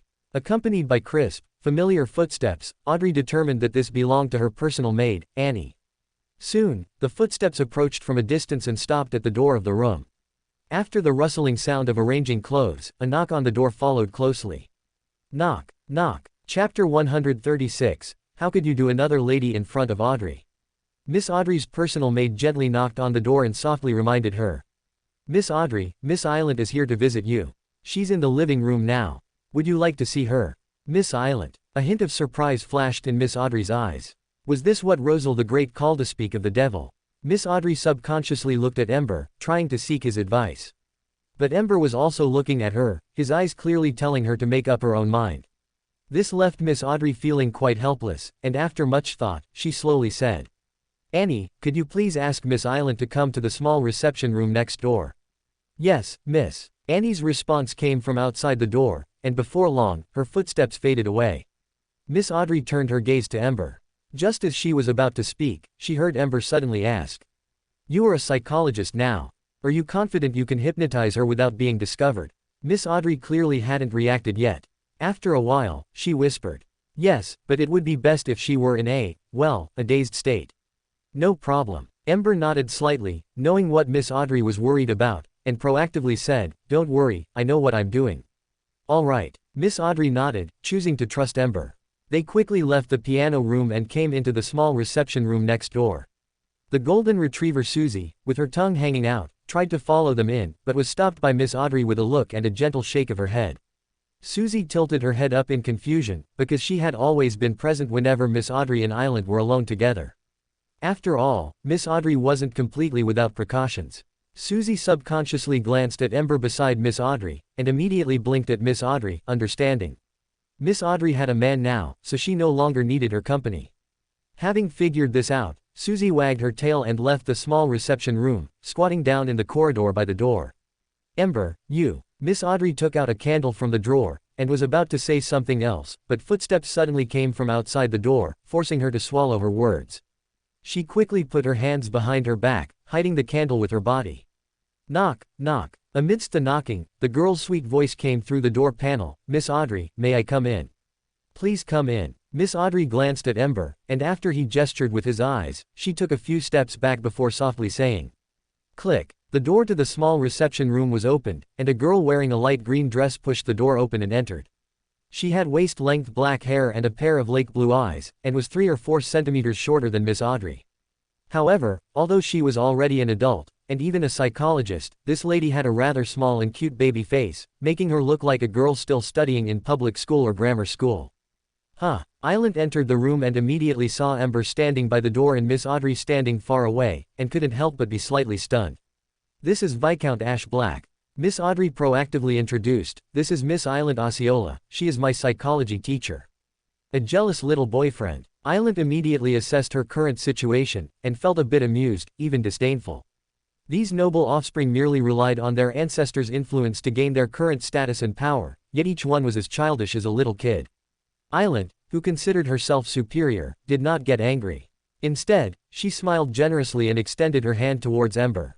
"Hello, Viscount Black." As an excellent extraordinary, a Sequence 8 mind reader, she could accurately determine what these young noble offspring were thinking. The other party was simply worried that something was wrong between his little girlfriend and her teacher. But now that he saw she was a young and beautiful lady, and she had proactively extended her hand, he would definitely develop a good impression of her. Just as she was thinking this, Island saw Ember extend his hand and shake hers, which made her feel even more disdainful. However, for some reason, her peripheral vision caught sight of what seemed to be a bell in Ember's other hand. While she was wondering, an invisible force erupted swiftly from Ember's body. The air swept by it formed a circle of white ripples surging outwards. And Island, being closest to Ember and the first to bear the brunt, was directly sent flying, her back hitting the newly closed door hard. Bang! Amidst the girl's painful groan, she was pressed tightly against the door panel by the invisible force. But all of this seemed to happen in an instant, because the next second the force vanished without a trace, and her small figure lost support, falling heavily to the ground once again like a dead duck. Open black lens bracket force close black lens bracket. Open black lens bracket, a miracle learned by clerics holding weapons in the early stages. Can release shockwaves. Does not directly deal damage, but can knock back nearby enemies, making them stumble. Also has the effect of defending against flying arrows. Close black lens bracket. Quote. Miss Audrey watched all of this dumbfounded. Although she was not affected because she was far away due to Ember's warning, at this moment she couldn't help but look at Ember with a questioning gaze, as if saying, "You call this knowing what you're doing?" Ember understood the girl's gaze, but remained calm and composed, saying, "Don't worry, this miracle doesn't cause damage." Miss Audrey rubbed her forehead, feeling a headache, but also knew this wasn't the time to assign blame. She skillfully lit the candle hidden behind her back, then quickly walked forward and came to Island, who was groaning in pain on the ground. Although the force indeed caused no damage, Island was essentially just an ordinary girl. Although she was an extraordinary, the lower sequences of the spectator pathway clearly didn't have the ability to strengthen the body. Therefore, after being hit twice in a row, she was clearly unconscious at this moment. Miss Audrey squatted down in front of Island, placed the candle before Island's eyes, and spoke gently. "What is your name?" Island, who was originally groaning in pain, suddenly became dazed. In her eyes, only the dim yellow candlelight remained, and she answered blankly.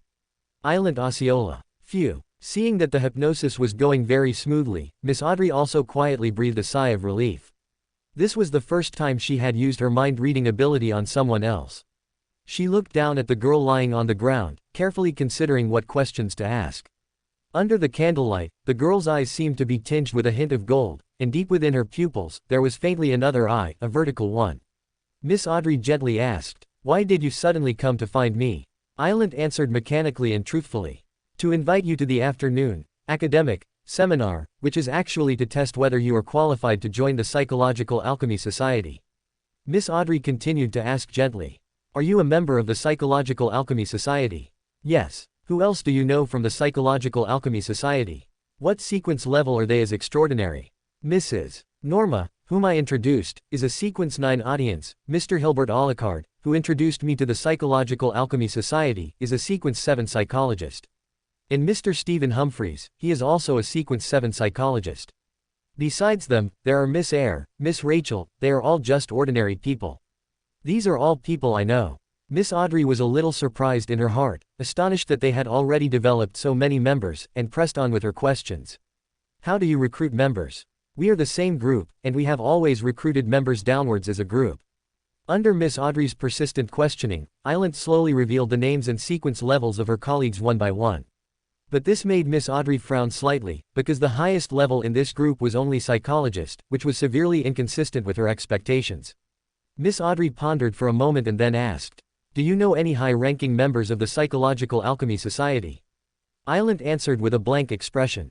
"I don't, but Mr. Stephen and Mr. Hilbert should." Even in a hypnotic state, she insisted on using Mr. Island clearly had great respect for these two, Mr. S. This was because her subordinate position in this group was relatively low, likely only slightly higher than Mrs. Norma, while other noble young ladies probably didn't even know about the Psychological Alchemy Society. Miss Audrey thought thoughtfully and asked again, "Do you have any guesses about the identity of the high-ranking members?" "Yes." Island's expression was still blank, but her tone was exceptionally certain. "I once saw an old man at Mr. Hilbert's house. Although I was hiding in the bedroom at the time, I could hear that Mr. Hilbert's attitude towards that old man was extremely respectful. Afterwards, I also asked Mr. Hilbert about the old man's identity, but Mr. Hilbert avoided my question. I think he should be a high-ranking member of the Psychological Alchemy Society."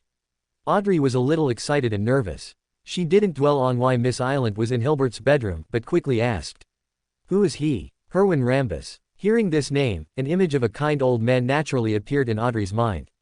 This Mr. came from a noble family, graduated from Perth University, possessed profound knowledge and excellent insights, and had served as a royal family advisor for over 10 years, widely recognized as a scholar, a good man, and a gentleman.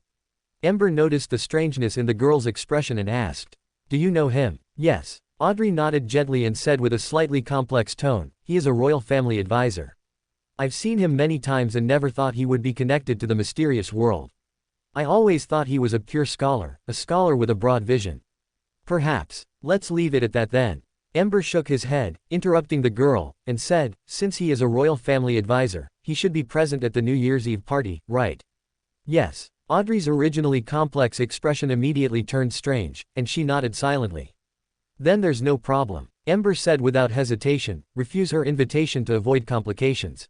I will take care of this Mr. Herwin during the New Year's Eve party in half a month." "But," Audrey hesitated for a moment, "he is a good man." Ember shook his head and said calmly, "The kindness and benevolence he shows are just his disguise. Being able to become a high-ranking member of the Psychological Alchemy Society means he is at least a demigod. And having served as a royal family advisor for so many years, the royal family definitely knows his identity very well. Do you think he might be secretly handling some matters for the royal family that they find inconvenient to deal with openly?" Audrey's expression froze slightly. She pursed her lips and mumbled, This is just your guess." Ember shrugged and said casually, "Then you might as well ask Miss Island."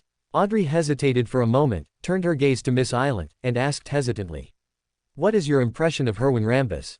Miss Island's expression suddenly became terrified. Her eyes were still dull and lifeless, but her expression was incredibly terrified, startling the questioning Audrey. The next second, Miss Island screamed in horror. "Devil! He is a devil!" Audrey's expression changed slightly, and she quickly comforted her. "Calm down, Miss Island, please calm down. He is just an old man, there is nothing to be afraid of." Audrey simultaneously used psychological suggestion and comforting methods, finally managing to calm down the terrified Miss Island. This also made Audrey even more puzzled as to why Miss Island would have such a strong reaction to Herwin, whom she had only met once. "Ask her what happened that day," Ember suddenly said. Audrey nodded without hesitation and said softly, "Miss Island, what exactly happened that day at Mr. Hilbert's house?" Miss Island's body trembled slightly. "I saw Herwin Rambus at Mr. Hilbert's house. He ordered Mr. Hilbert to assist in assassinating a nobleman." Miss Island's voice suddenly became sharp again, and she screamed in terror, "He raped me in front of Hilbert. He even made Hilbert kill me. He's a devil." Audrey's eyes and mindset underwent some subtle changes. Her gaze towards Miss Island also carried a hint of pity. The situation was now very clear. Miss Island had appeared at Hilbert's home for unspeakable private reasons. Because of this, she encountered Herwin Rambus, who had come to find Hilbert. Herwin instructed Hilbert to assist in the assassination of a certain nobleman, while also raping the poor Miss Island and ordering Hilbert to personally kill her to silence her. Ultimately, perhaps Mr. Hilbert convinced Herwin Rambus. Miss Island was not killed but was instead hypnotized by Hilbert. Using psychological suggestion, he made Miss Island forget this painful memory.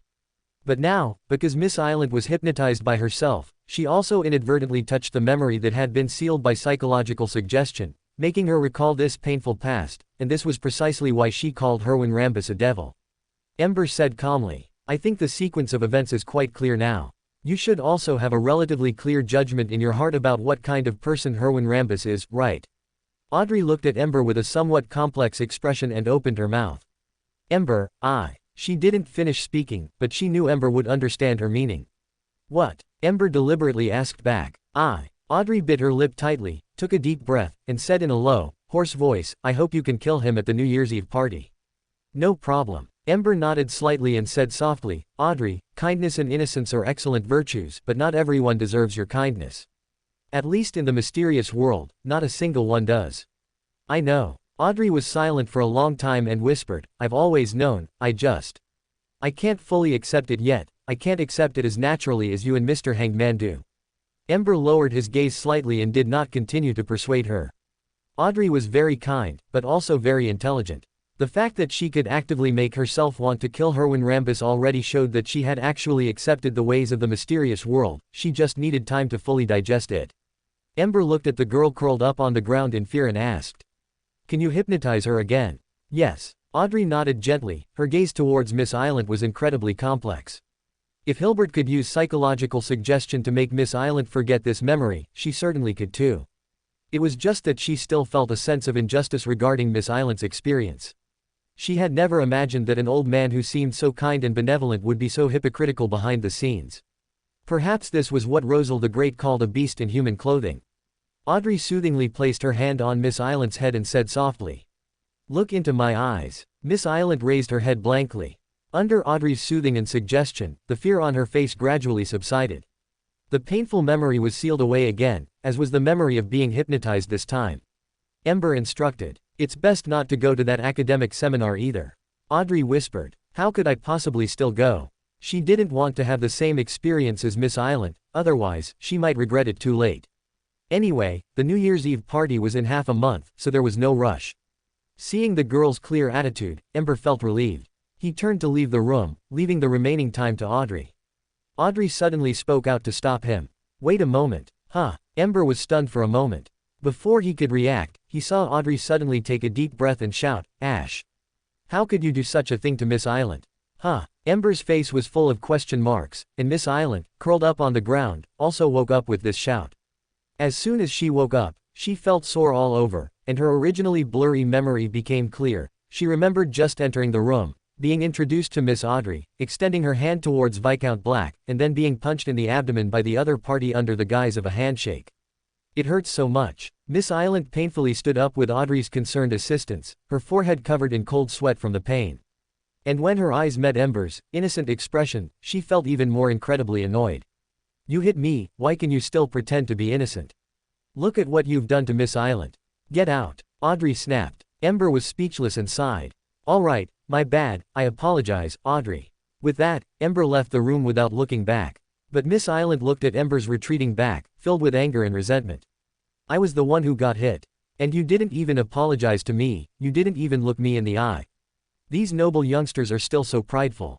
Just wait, if I don't make Miss Audrey break up with you, I'm not Miss Island. Chapter 137, With teleportation in hand, I rule the world. Going downstairs, Ember bumped head-on into Audrey's older brother, Hilbert. Although Hilbert's strange gaze clearly indicated he suspected how Ember had gotten into Audrey's room, he still politely invited Ember to stay for dinner, which Ember politely declined.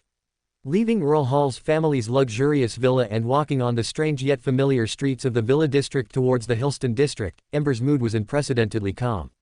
This was because as time passed, more and more of his memories were recovering. Although most memories still lacked detail, they were sufficient for Ember to make a relatively accurate judgment about his current situation. He had originally planned to go to the North District first to clock in for work at the Backland Detective Agency. But on second thought, since he had already been absent for over a month this time, one more day wouldn't hurt, so he simply decided not to go. Anyway, Al Hansen and the others should be used to it by now and probably wouldn't mind. Ember had intended to go straight back to 117 Bonningham Road, but on the way back, he saw a familiar figure on the street, a young woman wearing traditional night training attire. The young woman's features were delicate and soft, but her eyebrows and eyes seemed not yet fully developed, appearing quite youthful. Although she had messy, coarse shoulder-length yellow hair, she possessed an inexplicable sense of authority and a captivating charm that made people believe her. And most importantly, her height was at most a little over 1.5 meters, yes, at most. After all, without counting the height of her shoes, it was hard to say if she could exceed 1.5 meters. That was Hugh Dilcha, one of Ember's two roommates. She was staring intently at a brown carriage passing by on the street, as if there was something on it that she was concerned about. Ember glanced briefly at the carriage. It had a crest mainly composed of a flower and two rings. In Backland, many families owned carriages, even middle-class individuals like Dr. Allen could have their own private carriages. However, the right to have a crest inlaid on a carriage was a privilege only allowed to nobles. Ordinary people staring blankly at a carriage might be envying the comfortable life of nobles. But Ember knew very well that Hugh was not such a person. He quietly approached the young woman, while Hugh was still staring blankly at the shrinking silhouette of the carriage as it moved away, her mood seeming quite low. Ember suddenly spoke. "What are you looking at?" "Ah." Hugh was startled by the sudden sound from behind her. Turning around and seeing it was Ember, surprise showed in her eyes, along with a hint of resentment. "Do you walk without making any sound? You were just too focused." Ember shrugged and asked, "Whose carriage was that? You seemed very concerned." "That." Hugh pursed her lips and remained silent for a long time before speaking in a slightly hoarse voice. "That's someone I knew before, Viscount Stratford." "Who?" Ember asked in return. Quote. Hugh looked up at Ember, a hint of suspicion in her eyes. Ember was a noble of the ruined kingdom after all. Even if he was from the harsh winter county, for a legitimate noble, recognizing the family crests and identities of other nobles should be common sense, shouldn't it? Hugh was silent for a long time, then said with some difficulty. "He is the current palace guard commander. And I should have told you, my father was once the commander of the royal guard and the palace guard commander. At that time, Viscount Stratford was my father's deputy." After a pause, Hugh added bitterly, "before he was accused of rebellion, and sentenced to hanging, stripped of his title and fief." Ember saw through her thoughts and asked, "You think he might know something?" Hugh hesitated for a while before saying firmly, "Not might, he definitely knows something." "Is that so?" Ember stroked his chin, looking at the carriage that had disappeared from sight, and said thoughtfully, "I also happen to have some questions to ask him, and perhaps this can also unravel the mystery of your father's false accusation." Hugh fell silent, and after a long while, she whispered, "Give me some time, I can find his residence." "No need." Ember shook his head. Under Hugh's surprised gaze, he said concisely, "Just wait." Hugh instantly remembered the strange creatures Ember could summon and immediately understood what was happening. She chuckled lightly. "I understand, but what?" Facing Ember's question, Hugh looked up and called out softly, "Ember, you seem to have become much more aggressive than before." Hugh gathered her courage to look directly into Ember's eyes, meeting his gaze. The previous Ember would emphasize investigating without alerting the target and would prefer to act only after being fully prepared. But now, he seemed to have completely forgotten these things. Just because he happened to encounter Viscount Stratford on the street, he wanted to directly make a move on him. Ember smiled, stating calmly and frankly, "That's because I've remembered some things and figured some things out." Hugh blinked, seeming to understand. It seemed that this trip to the land abandoned by God had caused quite a change in Ember.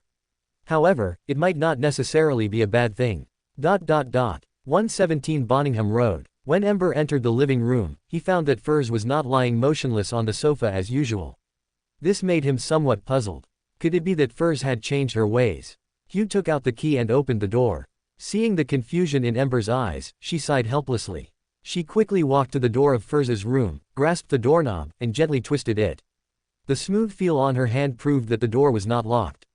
This made Hugh nod with considerable satisfaction, and then, with a bang, she kicked the door open. "Ah, Hugh, what are you doing again? I clearly didn't lock the door."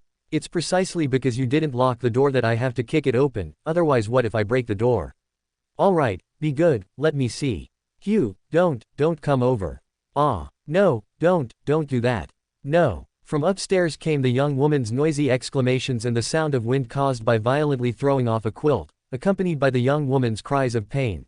After all, being suddenly uncovered from a warm bed on a winter morning, allowing the cold wind that coveted the young woman's warm and delicate body to invade, was indeed not a pleasant experience.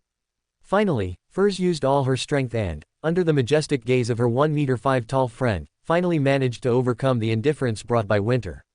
She changed into a dark blue thick cotton dress, wrapped a light gray scarf, and put on a warm lady's soft hat, Appearing fully armed and ready to go out, she arrived in the living room. Ha! Furs cupped her hands over her mouth and breathed into them, rubbing her hands vigorously. She greeted him weakly, "Welcome back, Ember. Are you being this cold?" Hugh, who had been supervising Furs coming down from upstairs, asked speechlessly. "Otherwise," Furs retorted righteously, "do you want me to excitedly pounce on him, crying and joyfully saying things like, 'You're finally back'? Let's not." Hugh thought about this scene, got goosebumps all over, and decisively shook her head. Even Miss Sissy from Furs's novels wouldn't do such a thing, it completely went against Furs's character. So, Furs flopped down on the sofa and snorted, "It's just a reunion after a long time, why does it have to be treated like a final farewell?" Although what she said made perfect sense, Ember looked at the serious, logical young woman who seemed to be debating, and suddenly found it a bit amusing. He shook his head and asked, "What was the Abraham family's reaction?" "No reaction." Furs puffed out her chest and said with a hint of pride, "Because of your sudden disappearance before, they did have many guesses. But under my clever maneuvering, they had no suspicions. Plus, with the healing tears you left behind, they also successfully got through last month's full moon. Taking advantage of this opportunity, they finally completely believed that you can cure their curse." However what? Ember looked at Furs with some confusion, causing her to lower her head guiltily and add in a low voice, "However, I used your name to, well, ask the Abraham family for a little bit of extraordinary characteristics and potion formulas." "Very good." "Huh." Furs heard Ember's approving voice and looked up in surprise, saying weakly, "You don't mind?" Ember asked in return, "Mind what? If you didn't ask for anything, wouldn't saving them have been in vain?" His helping the Abraham family treat their curse was originally a matter of mutual benefit, not pure charity. Although Furs was acting on his authority, she did indeed help treat members of the Abraham family last month, so asking the Abraham family for some compensation was only right. Moreover, Furs herself was only a sequence 8 trick master, how much could she possibly ask from the Abraham family? Furs muttered softly, "Good that you don't mind, I hope you'll say the same later." "What? Nothing." Furs's eyes flickered, and she changed the subject, saying, "The full moon is in 5 days. Are you going to handle the treatment yourself this time? How effective is the treatment?" Ember pondered for 2 seconds before asking. Furs said with some excitement, "Just as you guessed, healing tears can temporarily relieve the torment of the curse and murmurs. But by the next full moon night, the torment of the murmurs will still return. However, the principle of regression is different, it can indeed completely cure the curse." Furs paused, then explained, "However, this seems to be limited to me. At least during the last full moon night, the Abraham who received treatment in the basement were all tormented by murmurs, but I didn't hear anything. This should be related to their bloodline." Ember nodded slightly, this was within his expectations. The Abraham family's curse originated from their bloodline, so even if the curse was completely removed, the Abraham would still be targeted by the curse again in a short time. But Furs herself doesn't have the Abraham family's bloodline, she only suffered side effects from using a magical item. So, after the curse is removed, as long as she doesn't recklessly use that magical item again, she won't be targeted by the curse again. Of course, even if she wanted to act recklessly, she wouldn't have the chance, as that necklace has already been restored to extraordinary characteristics. "Then you should continue." Ember thought for a moment, shook his head, and refused, "You will still be responsible for both the treatment and the negotiations with the Abraham family." "Oh, right, here, take this." Furs nodded, then suddenly took off the ring she was wearing and handed it over, saying softly, "This is something I commissioned Mr. Hangman to help find a craftsman to make using the extraordinary characteristics I got from the Abraham family before. Its ability is the same as the previous bracelet, it allows people to use spirit world teleportation. The side effect is also the same as before, after use, you'll hear murmurs during the full moon, but I don't think you'll care about this curse." Ember took the ring and glanced down. The ring itself was unremarkable, with only a transparent, almost illusory crystal embedded at the top. Open black lens bracket traveler's ring close black lens bracket. Open black lens bracket a ring made from the extraordinary characteristics of a traveler. Can use the traveler's door. Since ancient times, the extraordinary characteristics of a traveler have been very popular. Because even for saints and angels, spirit world teleportation is an extraordinary ability that is hard to come by. It contains the madness from the ancestors in the bloodline. Cursing all users. Close black lens bracket. Furs complained. "Only after getting this ring did I realize that my previous stone bracelet was completely shoddy. Well, in the words of Rosal the Great, it was a fake and inferior product." Although other people's magical items have side effects, they can at least be used infinitely. But the stone bracelet not only had side effects but could only be used 5 times. Although the stone bracelet helped her a lot when she was still weak, this doesn't stop Furs from complaining about the craftsmanship of the craftsman who made the stone bracelet. You don't need it. Ember looked up at Furs and asked with a frown. Furs said seriously, I do need it, but you need it more, don't you? As she spoke, Furs blinked at Ember, and aren't you about to advance to Sequence 6? Maybe in a few months, you'll be a Sequence 5 traveler, and then you can just give me the ring back if you don't need it anymore, right? Besides, I still have the Traveler's Notebook. When you need it, can't you just help me record 2 Traveler's Doors? Or are you saying you don't want it? No, it's just a bit of a shame. Ember shook his head and didn't refuse Furz's good intentions. He didn't understand the Black Emperor deeply enough, so the Black Emperor still had the possibility of escaping. And this ring could help him track the enemy when they escaped, which was simply perfect. A shame about what? Ember shook his head and said regretfully. It's just a shame that it's a ring. Furs hesitated for a moment and asked cautiously. Is there something wrong with rings? I only have 10 fingers. Ember glanced at her and said concisely. Furs was instantly dumbfounded, her cheeks flushed red. She had specifically instructed it to be made into a ring because she saw that Ember liked wearing rings, but it turned out her good intentions had backfired. Ember glanced at Furs and said again. But it doesn't make much difference, after all, not all rings have a purpose. Even with side effects, the purpose of this ring is far greater than most rings. For example, the transfiguration ring that turns people into the opposite sex, that's purely useless, only used by cross-dressers. And then there's the calamity ring that doubles the damage taken, and the skull ring that comes with a taunt to attract enemy attacks. For Ember, they are purely tasteless, like chicken ribs, not worth eating but a shame to discard. Furs puffed out her cheeks, she felt she had been teased. Her eyes were a little resentful, but her body was still honest as she instructed, remember not to stay in the spirit world for too long each time you use spirit world teleportation, otherwise, it's easy to get lost in it. Ember solemnly put the ring on his finger and replied seriously. I remember. As one of the most important cornerstones of the mysterious world, although Ember didn't know much about the spirit world, he knew that its existence was quite peculiar. The spirit world completely overlaps with the real world, entirely overlapping, so everyone can get inspiration from the spirit world at any time. But the spirit world has no up, down, left, or right, past, future, and present can all converge here. It's like a strange ocean formed by the compression of countless pieces of knowledge, countless pieces of information, and countless illusory spirits, completely different from the world in normal concepts and logic.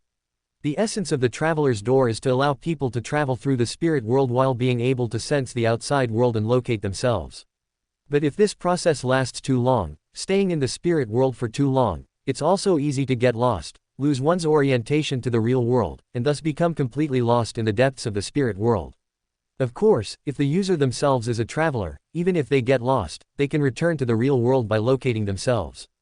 But if the Traveler's Door is used through a magical item, they only have the location of their departure, which leads to them easily getting lost if they stay in the spirit world for too long. But thinking of this, Ember suddenly thought of another problem. The spirit world has no concept of up, down, left, or right, and past, future, and present can all converge here. This means that if he is in the spirit world, and Lilith happens to summon him again, he will also be summoned there, which is also a kind of teleportation. What about the Fool? Can the Fool achieve the same effect? Does this mean that the Fool has similarities with the spirit world?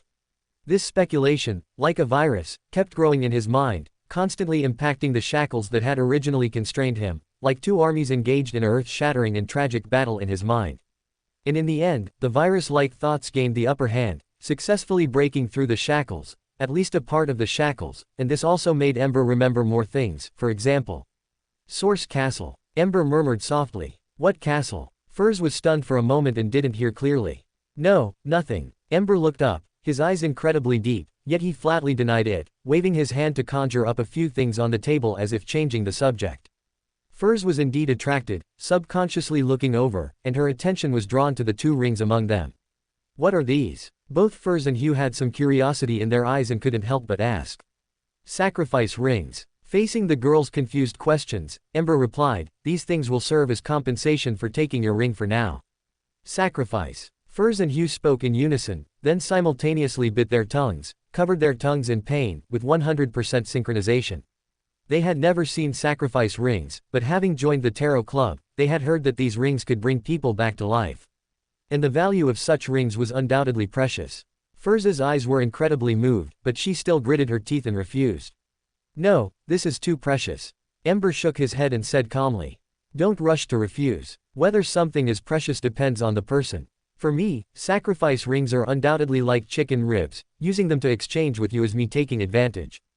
But you don't need 2 of them. Firz's words were forced back, and she mumbled in a low voice. Just say whether you want them or not. Want them. Firz and Hugh exchanged glances and spoke in unison. If Ember dared to give them, they dared to take them. At worst, they would find a way to compensate him later. Miss Audrey gave them 10,000 gold pounds. They couldn't pay it back now, but they definitely could in the future. Chapter 138. Not only did the enemy not surrender, they even dared to fight back. Hillston District, 7th Avenue, at Island's home. At this moment, although it was already dinner time, only one ordinary candle was lit in the room. The candle was placed in the center of the coffee table, its faint yellow flame flickering slightly, dispelling the darkness in the living room.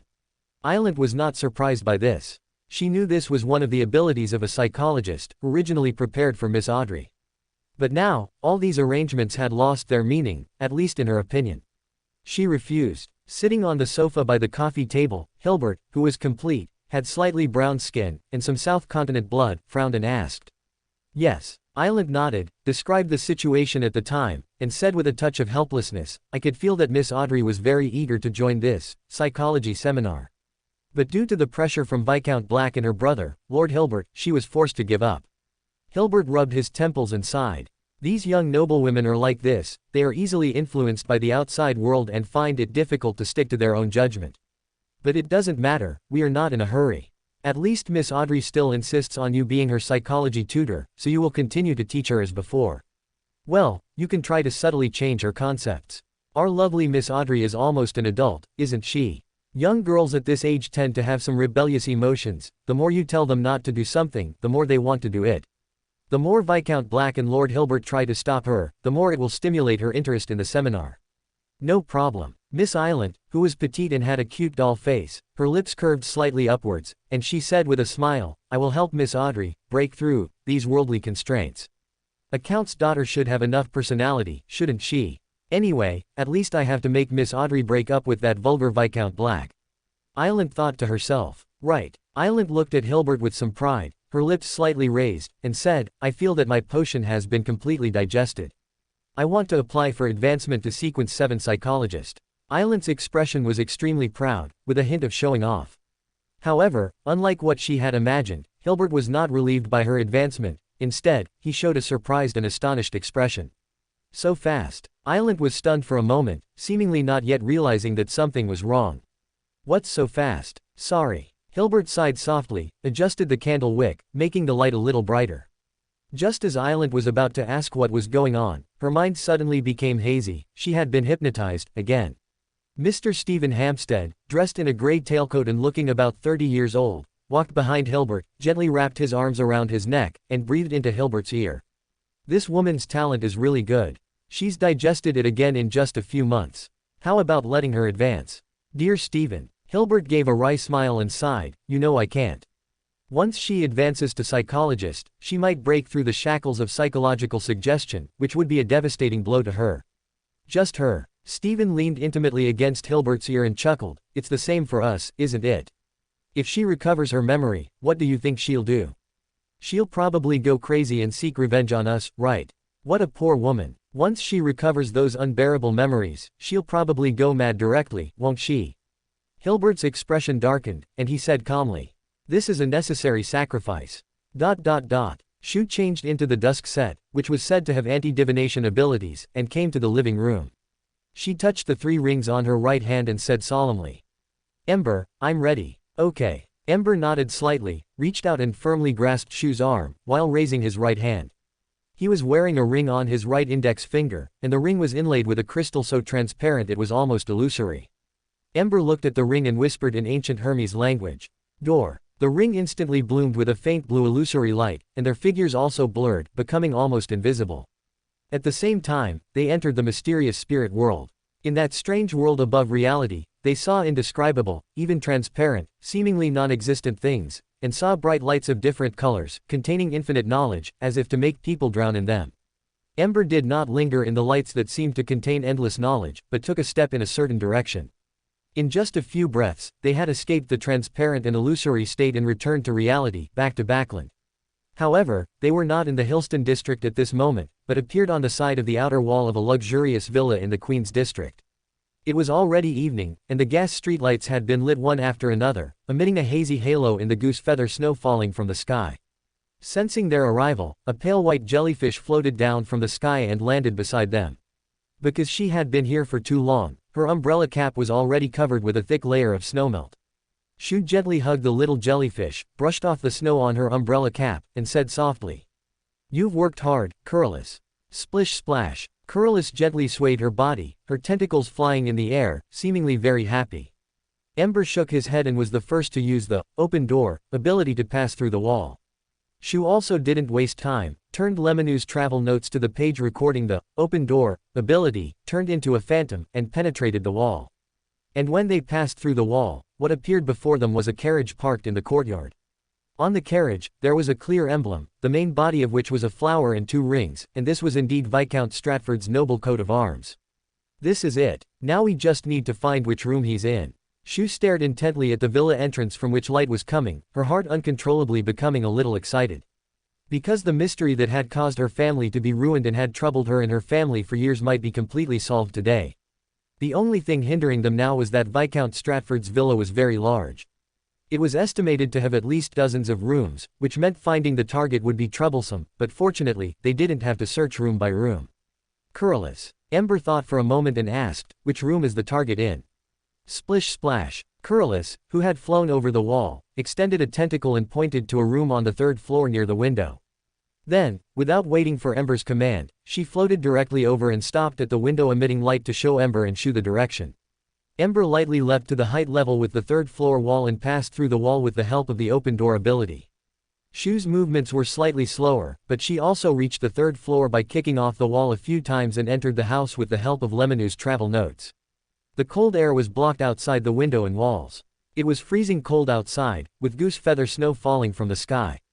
Inside, it was as warm as spring, with charcoal burning in the elegant fireplace, transmitting warmth throughout the room through the ducts.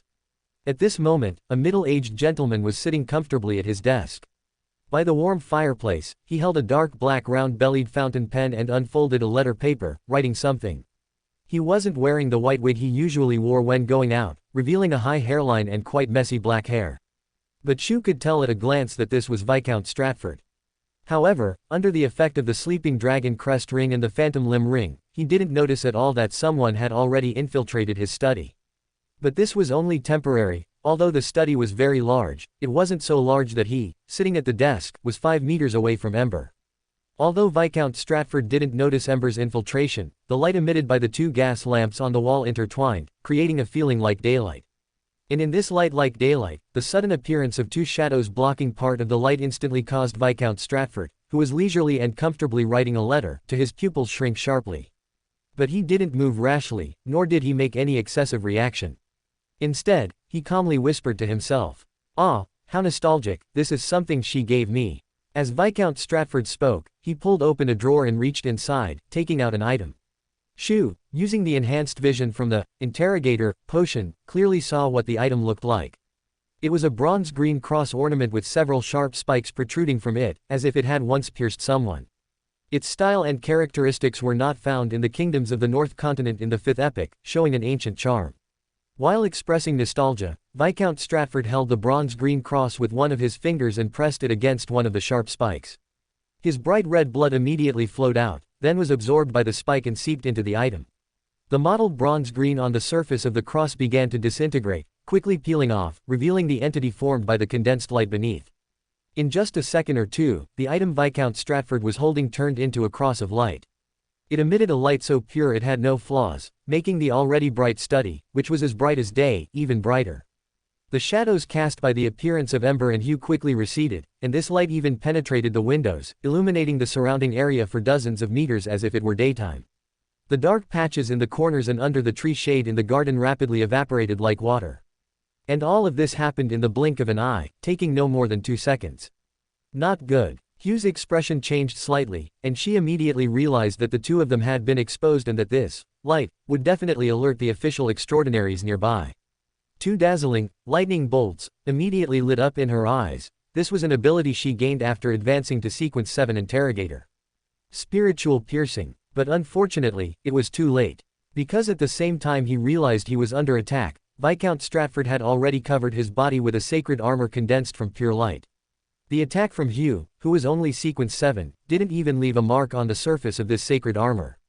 Interrogator. Viscount Stratford immediately recognized the source of this ability. Looking at the petite young girl, a cruel smile appeared at the corner of his mouth. You dared to assassinate me with just Sequence 7. He had originally intended to use a thunderous method to directly suppress and kill the opponent. With a Grade 1 sealed artifact in his hand, he was fully capable of doing so. But now he changed his mind. He wanted to capture her alive, torture her properly, and force her to reveal who was behind her. Just as this thought emerged, he suddenly caught a glimpse of a mocking smile on the face of the petite young girl. Viscount Stratford's pupils constricted slightly, as if he finally remembered something. But the next second, a sharp pain suddenly came from his chest.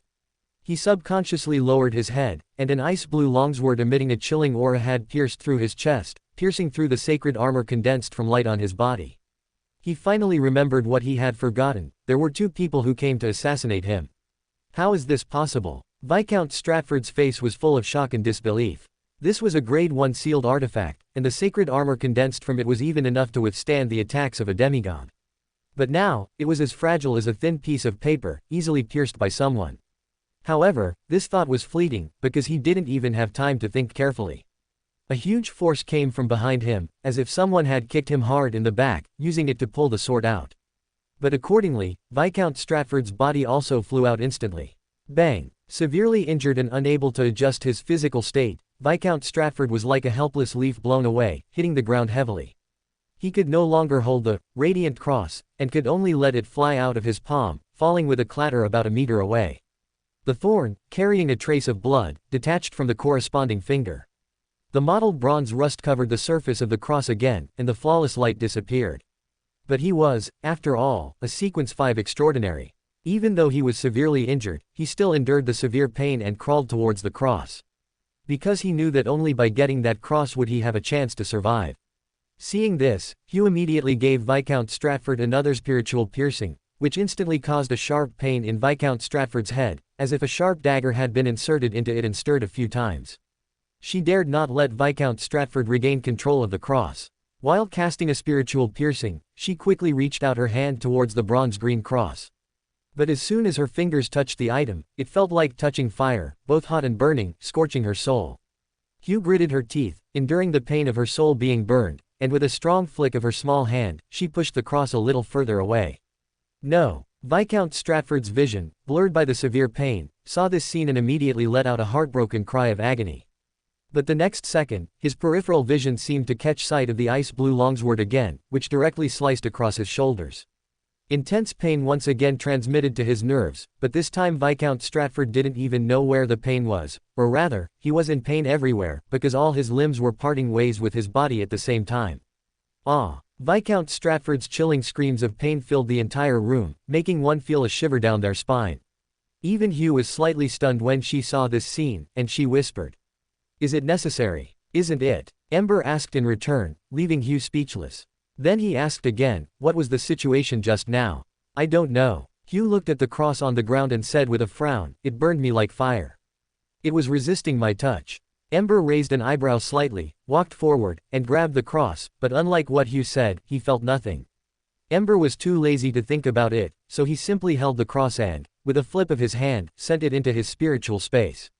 Hugh was about to speak, but hurried footsteps suddenly came from the corridor, clearly indicating that the previous battle had alarmed the servants of the mansion.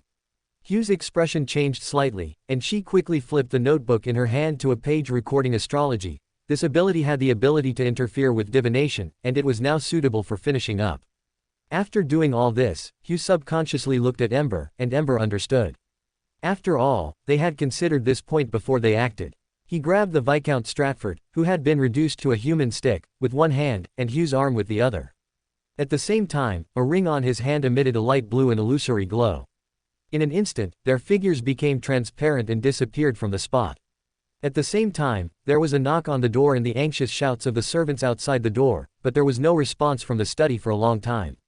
Finally, a young man with a stern face, who was clearly not dressed as a servant, directly kicked open the door and saw the study in a mess from the previous battle, as well as the limbs with obvious characteristics of Viscount Stratford's clothing in the pool of blood.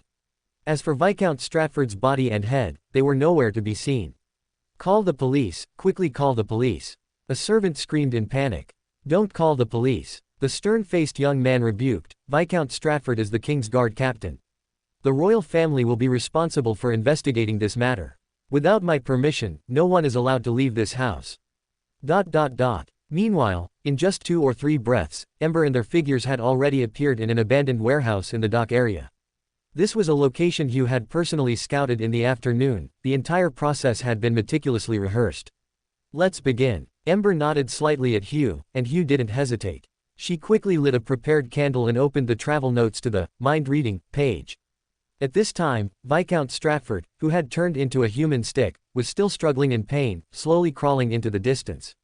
It wasn't until Hugh came to him with the candle that Viscount Stratford's eyes suddenly became hazy, with only the candle flame remaining in his eyes. Hugh quickly asked, "Do you know Massendier?" "Yes." "Who is he?" "He is the former King's Guard captain." Hugh took a deep breath and began to touch upon the more core areas that were likely to cause resistance.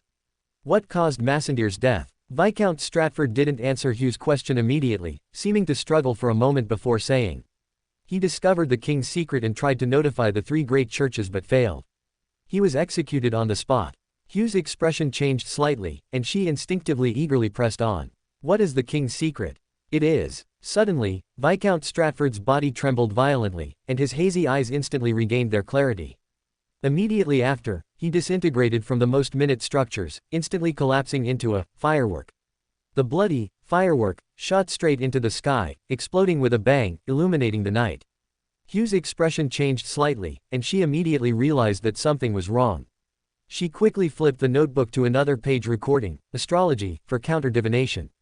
A moment later, Ember grabbed her shoulder, and their figures quickly disappeared from the spot. And not long after they disappeared, a figure wearing a suit, a cloak, and extremely long pointed shoes, dressed in a style out of sync with the current era, appeared on the scene, his expression incredibly gloomy. And this person was Prince Grove Augustus, one of the few remaining demigods of the royal family. Soon after, a female figure in a black evening dress was also quickly outlined. She wore a golden mask on her face, making her appearance unclear. But Grove clearly recognized the other party, who was also one of the royal family's few demigods. The female saint seemed unaware of the situation and asked, "What's going on?" "It's Viscount Stratford," Prince Grove Augustus said in a deep voice. "He's dead. All traces have been eliminated, both at the crime scene and here." The other party used counter-divination, and all the spirits at the scene were eliminated in advance. "Just like the previous times, I can't find any clues." The female saint was silent for a long time, then slowly said, "Let's go back to the palace first. The king wants to see you." "Okay." Prince Grove Augustus's face was ashen. Just like before, he would still have to bear full responsibility for this incident. Chapter 139, Don't be anxious, let me be anxious first. In a 2-bedroom safe house in Backland's East District, Furs sat on the chair by the window and said in a low voice, "Sorry, I didn't give you a chance to ask questions." Ember shook his head to indicate that he didn't care. He walked to the window and suddenly asked, "Do you want to know what secret your father discovered?" Furs stared blankly at Ember, and then a glimmer of hope appeared in her eyes as she nodded heavily. "I want to know, no matter the cost." Ember thought for a moment and said slowly, "According to Viscount Stratford, your father was executed because he discovered the king's secret. Based on the information I have, George III is now a Sequence 1 angel. 7 years ago, when your father first discovered this secret, George III should have just been promoted to Sequence 4 demigod. And your father discovered this point, and possibly even went further, discovering that the king was cooperating with certain hidden organizations, which is why he was killed by the king before he could report it to the 3 great churches." Furs suddenly raised her head and immediately sorted out all the details of the matter. In ancient times, the 7 Orthodox gods' churches once signed the 3 great covenants with the royal families of various countries. Every king would be bound by the 3 great covenants and could only reach Sequence 5 at most. If George III relied solely on himself, he would absolutely be unable to break through the constraints of the three great covenants. Therefore, it could only be those hidden organizations that worship evil gods supporting him from behind, helping George III break through the constraints and become a demigod.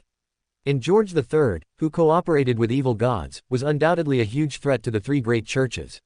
Once this threat erupted, it could even severely damage the strength of the three great churches and shake the foundation of the churches. Her father was the captain of the palace guard, but also a loyal believer of the Church of the Night. Therefore, he ultimately chose the latter between loyalty to the king and his faith, which led to his death. But knowing the truth did not make Furs feel better, instead, it made her even more confused. What should I do? She had always felt that her father was framed by villains and that the so-called rebellion was completely groundless. So for so many years, she had been dedicated to finding the truth and restoring her father's reputation. But now that she knew the truth, Furs also knew that this could not restore her father's reputation. Because from the king's perspective, this action was indeed blatant betrayal. But was her father wrong? He just chose the latter between loyalty to the royal family and his faith. How is that not a form of loyalty? Furs believed that not only her father, but most of the people in Backland and even the ruined kingdom, and even most nobles, if faced with the same choice, would not hesitate to choose the three great churches. But knowing this doesn't solve the problem. If she wanted to restore her father's reputation, she would have to make the royal family change their stance, by demonstrating loyalty to the royal family through actions, gaining the royal family's recognition, and thus clearing her father's name. But this was impossible, as it would be akin to acknowledging a thief as her father. Furs could not serve the royal family that killed her father. What about revenge? That's even harder. George III himself is a Sequence 1 angel. In an era when gods cannot walk the world, he is the strongest being in this world. And she is just a small Sequence 7. What can she change? Ember looked at Furs, who was so confused she had lost her motivation, and said softly, "Wait, and hold on to hope." Hearing these words, Furs seemed to regain some vitality. She looked at Ember and said, "I've heard that sentence before. It's from Rosal the Great's timeless masterpiece, The Earl of Monte Cristo." Ember looked at the girl's suspicious expression, hesitated to speak, then wanted to speak again, and finally fell silent. As expected of Rosal, perhaps. Queen's District, Soderic Palace. And in a hidden study within the palace, the king's roar was heard. "Another one dead. Again, they killed someone and left calmly, and again, we returned empty-handed." Bang! Prince Sunia, Grove Gustav's figure was instantly sent flying, violently crashing through the study wall and falling heavily into the courtyard outside.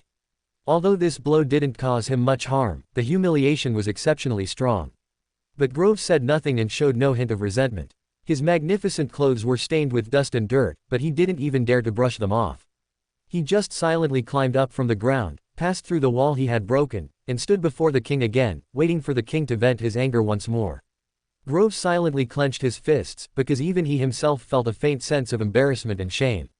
Not because of the king's humiliation, but because of his own repeated failures. From Caping's death, to the successive deaths of royal family demigods, and even now the king's captain of the palace guard met with misfortune in his own home, right under the noses of many royal family demigods. What does this mean? Caping's death can be described as an accident, and even the demigod tormented by a curse and Cuna's Korg, who disappeared at sea, can be attributed to accidents. But Viscount Stratford's death was purely a deliberate humiliation by the other party. Because although Viscount Stratford's strength was not strong, he was only a Sequence 5 Punisher Knight. But nominally, he was the captain of the palace guard, the head of the guards protecting the king's safety. His strength was not great, and the secret information he knew was also very limited.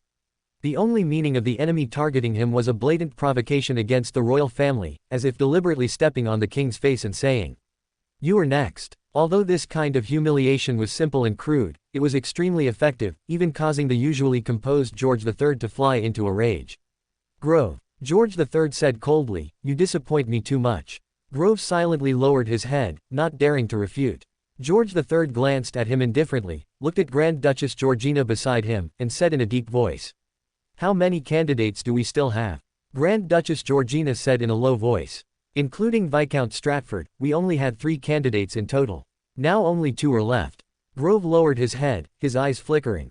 The royal family didn't have many demigods to begin with, and with Selt near death due to the curse, and Cuna's Korg's disappearance, 2 of the royal family's already few demigods were suddenly gone, undoubtedly making the royal family's manpower even more stretched.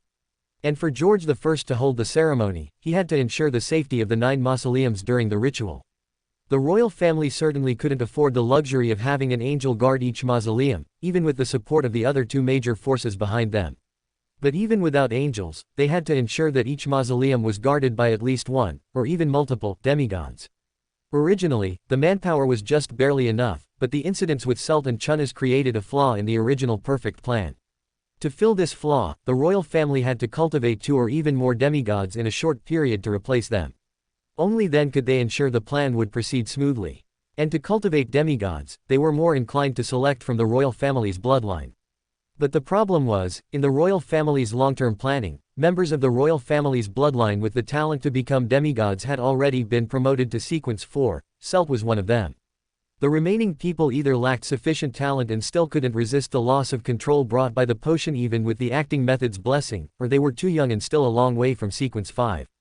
Considering the urgency of time, they could only look for candidates among the loyal ministers, who were loyal to the royal family. And Viscount Stratford, as the captain of the palace guard, who had proven his loyalty in the rebellion 7 years ago, was one of them. But with Viscount Stratford's death, only 2 candidates remained, and being a candidate didn't mean these 2 would definitely become demigods. It was more likely that they would die from loss of control and corruption during the promotion process. This also meant that they needed more candidates. It's still not enough. George III said in a deep voice, expand the list of candidates, to at least 10 or more. Your Majesty. Georgina's expression changed slightly, and she said tactfully, we don't have that many extraordinary materials needed for promotion to sequence 4. And if it's too frequent, it's easy to arouse the suspicion of the 3 great churches. Once our plan is discovered in advance, it's likely to be in vain. Although she didn't say it explicitly, anyone could hear that her implication was that she hoped George III would be as low-key as possible. The royal family could certainly find 10 sequence 5 candidates. Let alone 10, the royal family could even find 20 or 50 sequence 5 extraordinary individuals. But first, cultivating extraordinary individuals takes time. It's not like the instant enlightenment in Rosel's novels. Secondly, who can guarantee that these candidates will be primarily loyal to the royal family rather than primarily loyal to their faith? Remember, the lesson from the former captain of the palace guard 7 years ago is still vivid. That time almost directly caused the royal family's plan to be stillborn. And this is precisely why the royal family has been so cautious not to expose themselves for so many years. Do you think I don't want to? George III sneered, if it weren't for your repeated failures, and even now you can't figure out the enemy's identity, would I be in such a passive situation? Ah. Facing George III's questioning, Georgina and Grove both trembled and lowered their heads. 7 years ago, His Majesty was just a demigod who had recently advanced to sequence 4, and was extremely respectful to them, the 2 demigods protecting the royal family. But now His Majesty has advanced to sequence 1, and even the lingering might of His Majesty's anger is difficult for the 2 of them to bear. If the plan had proceeded as usual, His Majesty might not have been angry and would have continued to keep a low profile. But the events of the past few months have constantly touched and provoked George III's nerves, because once the plan fails, the most desperate one won't be these demigods but George III himself. Therefore, at this moment, he is more eager than anyone for the plan to proceed smoothly, which is why he hopes to cultivate more demigods to escort the plan, even if it means being caught by the 3 great churches. Do as I ordered. George III coldly swept a glance at the 2 of them and said indifferently, aren't you afraid of the 3 great churches becoming suspicious? Then tell them directly that we are preparing for war. The ruined kingdom cannot lose Sunia Island, just as the Church of the Night cannot lose the Abyss of Heaven, and the Storm Church cannot lose the Abyss of Storms. We must retake Sunia Island and the territory north of the Amanda Mountains, otherwise the threat from the northern Fursak barbarians will forever be a sword of Damocles hanging over the kingdom. For this, the royal family is willing to pay any price. Yes, Your Majesty. Georgina trembled as she responded, and she soon heard Grove's voice behind her, also trembling. They didn't dare to stay in the study any longer and backed out of the room. They walked a long distance before looking at each other and finding the same look of horror in each other's eyes. His Majesty, he's gone mad. Hillston District, 117 Bonningham Road. After Hugh prayed to Mr. Fool for a blessing and confirmed that she hadn't been tracked through divination or spirit mediumship, Ember took her back home via spirit world teleportation and met Furs, who had been waiting anxiously for a long time. Seeing that the 2 were safe and sound, Furs breathed a sigh of relief and asked impatiently, how are things? Very smooth. Ember nodded slightly, glanced at Hugh beside him, and continued, however, Hugh might need some time to digest it. Hugh immediately took a deep breath, handed the bronze-green notebook in her hand to Furs, and said seriously. Don't worry about me, I'm fine. Whatever doesn't kill me makes me stronger. Rosal the Great said that too. Ember added. Hugh, who had been full of energy, suddenly choked and looked at Ember resentfully. This must be revenge. It must be. Ember pretended not to see Hugh's gaze and instructed. I have something to go out for, but remember to stay together at all times. There is a traveler's gate in Lemonou's travel notes. If you find anything wrong, just teleport away immediately, and contact me on Monday. Okay. Furs took Lemonou's travel notes from Hugh's hand and nodded solemnly. Although so much time had passed and the possibility of the other party tracking them down was minimal, they couldn't be careless because of this, nor did it mean they were completely safe. So, it was very necessary to run immediately if the situation turned bad. As for how to contact each other, it was also simple. Anyway, there would be a tarot club every Monday. Using the tarot club for communication could cut off all means of divination and tracking. There was no safer or more efficient method than this. As soon as he finished speaking, the ring in Ember's hand bloomed with a phantom light blue glow, and his figure disappeared with it. It was only then that Furs had the opportunity to look through Lemonou's travel notes. Ah! Hearing her friend's exclamation, Hugh, who had been thinking, was startled. She looked at her friend, who was staring at the notebook with a look of disbelief, and said somewhat guiltily, "What's wrong? I shouldn't have used many pages." She had only used open door twice, astrology 3 times, and mind reading once in total. These were all low sequence extraordinary abilities, which should be easy to record again. It's not because of that. Furs opened her mouth, unsure how to explain, and could only ask, how many times did you use spirit world teleportation? 4 times. Hugh thought carefully, becoming even more confused, and asked doubtfully, is there a problem? Furs silently handed the notebook over. Hugh glanced at it and found that the notebook was open to the pages that looked like parchment. There were only 10 such parchment pages in total, capable of recording extraordinary abilities at the sequence 5 and sequence 6 levels. When Furs got the notebook, 6 of these pages had recorded different extraordinary abilities. And now, all 10 pages of parchment have recorded extraordinary abilities. And the 4 newly added pages are all Traveler's Gate. Just now, they used Traveler's Gate 4 times in total. Hugh opened her mouth and held it in for a long time before asking, what did you say the success rate for sequence 5 level extraordinary abilities was? Furs silently held up 5 fingers, which meant a 50% success rate. Although it wasn't low, Ember only used it 4 times in total, and all 4 times were recorded successfully. Isn't that 100%? 50% and 100%, it seems like only a 50% difference, but in reality, it's a world of difference. Queen's District, inside an inconspicuous house. Mr. A stood on the balcony of the living room, leisurely pouring himself a glass of red wine. Shaking it, he looked at the distant horizon with a faint smile on his lips. Just now, a villa in Queen's District erupted with intense light, a power at least at the demigod level. The user was either a demigod or held a sealed artifact above grade 1. As he was thinking, Mr. A suddenly noticed that the surrounding light was somewhat dim, and the light cast from inside the house seemed to be blocked by something. Mr. A realized there was someone behind him, but still turned around very leisurely. After seeing the appearance of the newcomer, he smiled, raised his wine glass, and invited. Would you like a drink? No need. Ember glanced at him and got straight to the point. What progress have you made in investigating the ruins? Very smooth. Mr. A said with a serious expression, the royal family seems to be short on staff recently. Although they are still very wary of us, they have also started letting us get involved in matters related to the ruins. Pausing, Mr. A continued, they revealed the coordinates of a ruin to me, but I cannot be sure if it is the ruin you are looking for. After all, I have only been to the periphery of the ruin, and I am not clear about its internal structure. After all, it was a task personally ordered by the Lord, so Mr. A naturally did not dare to be negligent in the slightest and was quite diligent. Hearing Mr. A's answer, Ember asked thoughtfully, who else is in charge of this ruin besides you? Have you seen any demigods from the royal family? There are demigods, but they are not from the royal family. Mr. A shrugged, shook his wine glass, and took a sip before continuing, that's the person in charge of the witch sect in Backland, Despairing Nightingale Panatia. Pausing, Mr. A said seriously, that woman is a lunatic. Hearing this, Ember gave Mr. A deep look.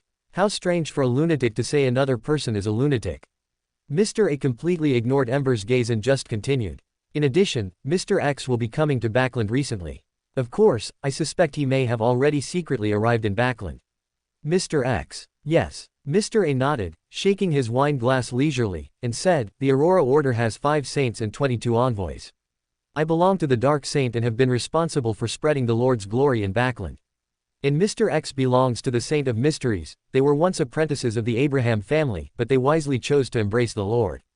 Generally speaking, the several saints each spread the Lord's glory in various kingdoms and will not easily step into the preaching areas of other saints. But this time there is a reason, because Mr. X and the Saint of Mysteries have never given up on pursuing members of the Abraham family. And they recently received intelligence that members of the Abraham family are gathering in large numbers near Backland, and Mr. X is also here for this. He is a Sequence 5 traveler, and with the help of the Traveler's Gate, he can perform rapid teleportation. Therefore, I have reason to suspect that he has secretly infiltrated Backland. Ember looked at Mr. A and suddenly asked thoughtfully. I remember you seem to have pastured a Sequence 6 recorder. Yes. Mr. A took a sip of wine and smiled frankly. This was the gain from helping the Saint of Mysteries encircle and suppress the Abraham family. Chapter 140. So Love Disappears, right. December 16th, Thursday. When Ember arrived at the living room, he saw Furs curled up listlessly on the sofa, hugging Kurla like a pillow and stealing a nap. Sounds of gas burning and stir-frying came from the kitchen. That was undoubtedly Hugh and Kurla's.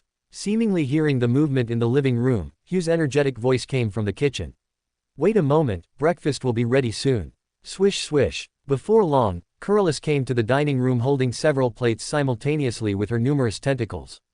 The style was the same as before: toast, bacon, fried eggs, and sausages, plus a cup of hot milk. After all, Hugh wasn't a professional chef, so it was impossible for her to make it very elaborate. But for an ordinary family, such a breakfast could already be considered luxurious. Furs. Hugh came out of the kitchen and saw Furs stealing a nap on the sofa, immediately getting angry. She quickly stepped forward, forcefully pinching Furs' cheeks on both sides, jarring the originally sleepy-eyed girl awake. While mumbling incoherently, Furs vigorously slapped Hugh's wrist, trying to make her let go. Ow ow ow ow ow. Hugh, let go, hurry and let go. Although Hugh released her grip amidst her friend's protest, she still said with a stern face. You know it hurts. Get up quickly and eat breakfast, then go perform at the circus after you finish. Also, you're not allowed to come home before dark. I'll be passing by the circus this afternoon to check. Huh. Furs widened her eyes, looking at Hugh with disbelief, as if to say, are you really going to ditch your friend like this? Hugh gave her a flick on the forehead and said testily. You brought this upon yourself. You clearly advanced to Sequence 8 half a month faster than me, yet you still haven't finished digesting the potion. I spoiled you too much before, but not anymore. You must complete the potion's digestion before the new year. Ha ha ha ha. The girl's mournful cry immediately echoed in the living room. Waking up early in winter had already put her in a rather gloomy mood, and now being forced to go to work made Furs feel even worse, wanting to cry but having no tears. Under Hugh's oppressive gaze, Furs sat down at the dining table listlessly, like a frost-bitten eggplant, listlessly picking at the bacon and fried eggs on her plate. Kurla floated behind Furs, extending a tentacle to massage Furs as if to comfort her. While eating breakfast, Ember suddenly asked, how are you digesting your potion? By performing magic at the circus, what else? Furs puffed out her cheeks and mumbled, honestly, is there really a difference between performing tricks and performing magic? Anyway, I can clearly feel the potion digesting when I perform magic at the circus. Trick Master might as well just be renamed Magician. Hugh rolled her eyes at Furs and retorted, aren't you the magician? It's not the same. Furs rolled her eyes again and said listlessly, whatever, it's not a big deal anyway. My potion is almost digested. There definitely won't be any problems in a few more days. Compared to digesting the potion, she actually preferred to lie in bed and sleep in. But there was nothing she could do, someone around her was constantly putting pressure on her. Hugh would urge her to go perform magic at the circus every day, she couldn't not go even if she wanted to. And to ensure she didn't slack off, she specifically chose a circus in Chowwood District. This way, when Hugh went to the East District every morning, she could take Furs along the way and personally watch her enter the circus, and when she came back in the evening, she would also pass by the circus to confirm whether she had been working properly. Although she could occasionally act spoiled towards Hugh to get a day off to sleep in, such opportunities were rare, perhaps not even once a week. Furs immediately decided after much pain and reflection that instead of continuing to suffer like this, she might as well make a concerted effort to fully digest the potion. That way, Hugh would have no reason to force her to go to the circus anymore, right? Furs softly hummed a little tune from her hometown, giving herself a thumbs up for her cleverness. The circus, huh? Ember suddenly said meaningfully, that is indeed a good place to digest. The next sequence for Trick Master is astrologer. Besides performing magic, circuses can also perform divination. When you advance to astrologer, you can continue going to the circus to complete the digestion of the next stage's potion. Hugh's eyes lit up immediately, and she praised, good idea. Furs looked at the two people openly discussing how to harm her with disbelief, letting out a whimpering cry like a quail. No, you can't do this to me. Performing magic is one thing, but for divination or something, you should at least find a diviner club, right? Okay. Hugh said without hesitation, I'll satisfy your request. I'll go help you contact a diviner club tomorrow. Furs was instantly dumbfounded. Looking again, she saw Hugh and Ember simultaneously showing smiles of successful scheming, and she immediately wanted to cry but had no tears. How could she not understand that these two were clearly collaborating to deliberately lead her into a trap? But there was no way to regret it now, because she herself had actively suggested going to a diviner club. After breakfast, the three of them left separately. Ember headed north towards the North District, while Furs and Hugh went east towards Chowwood District. The warmth of the daylight melted the snow that had fallen last night, making the roads in Backland wet. At the curbs where the flat roads met the sidewalks, many puddles of rainwater accumulated. Occasionally, carriages would deliberately gallop close to the sidewalk, splashing up large amounts of water mixed with thin ice and dust, quickly speeding away amidst the curses of passers-by greeting their ancestors. Backland is located in the central part of the kingdom, only a few dozen kilometers from the Sonia Sea. It often has light rain throughout the year, with an average high temperature of only 28 degrees Celsius in July, and a minimum of around 2 degrees Celsius in winter. It rarely has the chance to drop to or even below zero, like yesterday. But this doesn't prevent people from feeling cold here. Even North Fosak people who are used to living in ice and snow sometimes cannot bear the damp chill that can penetrate clothing and flesh. Ember walked on the innermost side of the sidewalk, heading all the way towards the North District. Although he already had the Traveler's Ring, which could quickly teleport him to St. Samuel Cathedral, Ember still chose to walk.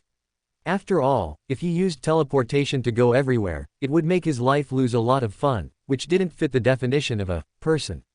When Ember arrived at St. Samuel Cathedral, the main prayer hall was already filled with many believers.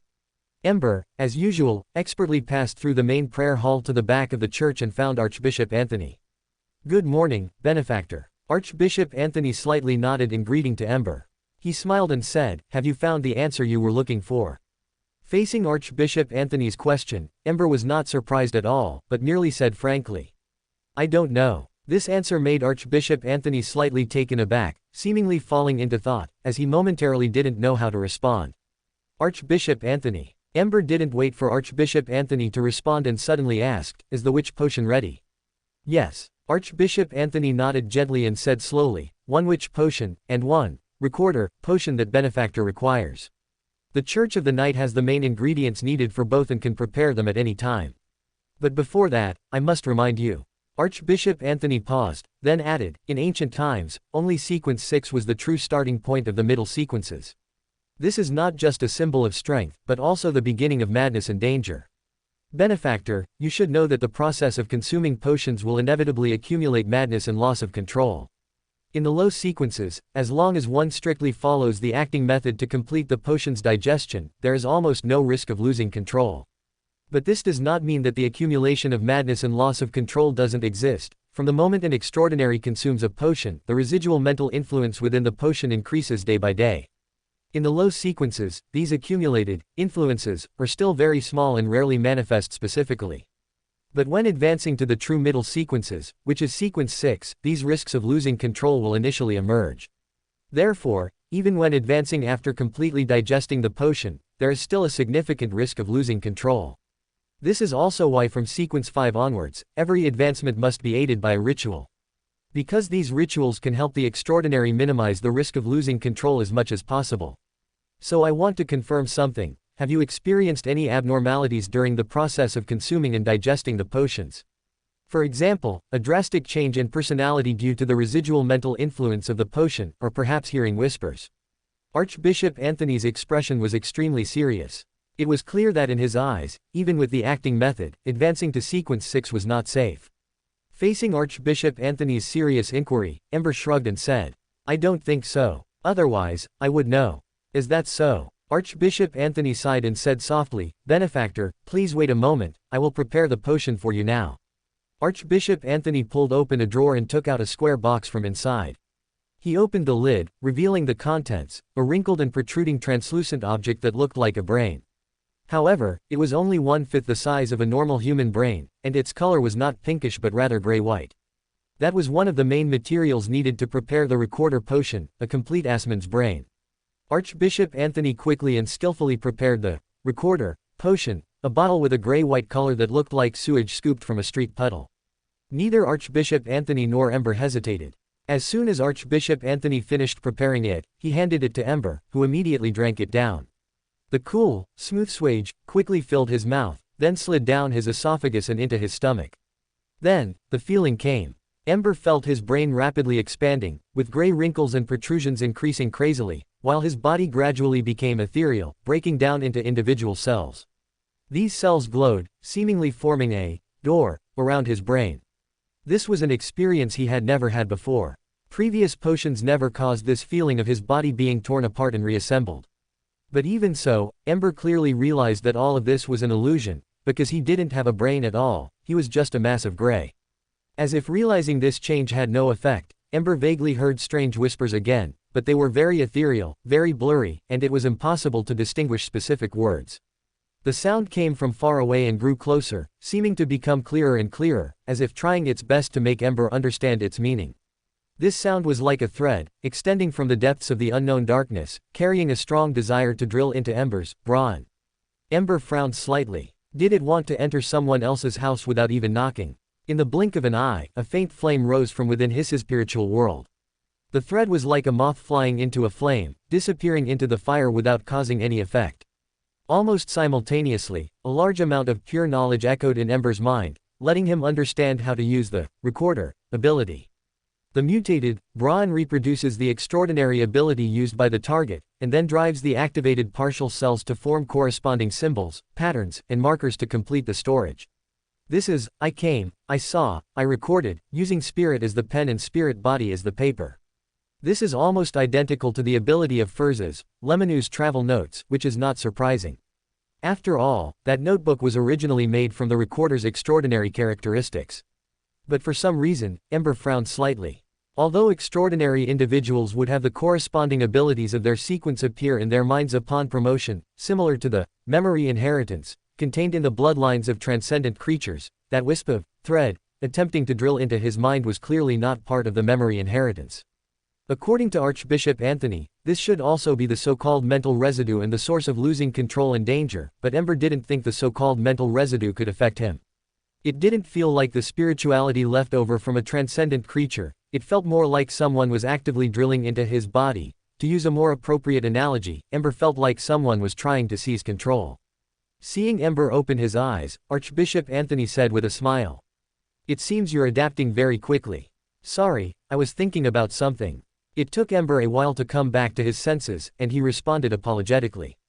Archbishop Anthony smiled slightly and waved his hand, indicating that he didn't mind.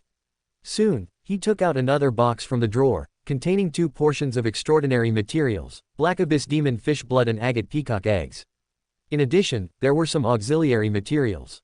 These were all the extraordinary materials needed to prepare the sequence 7 witch potion from the assassin pathway. It could be completed by mixing them into 80 milliliters of pure water. But Archbishop Anthony did not rush to prepare the potion. Instead, he closed the box and pushed it towards Ember.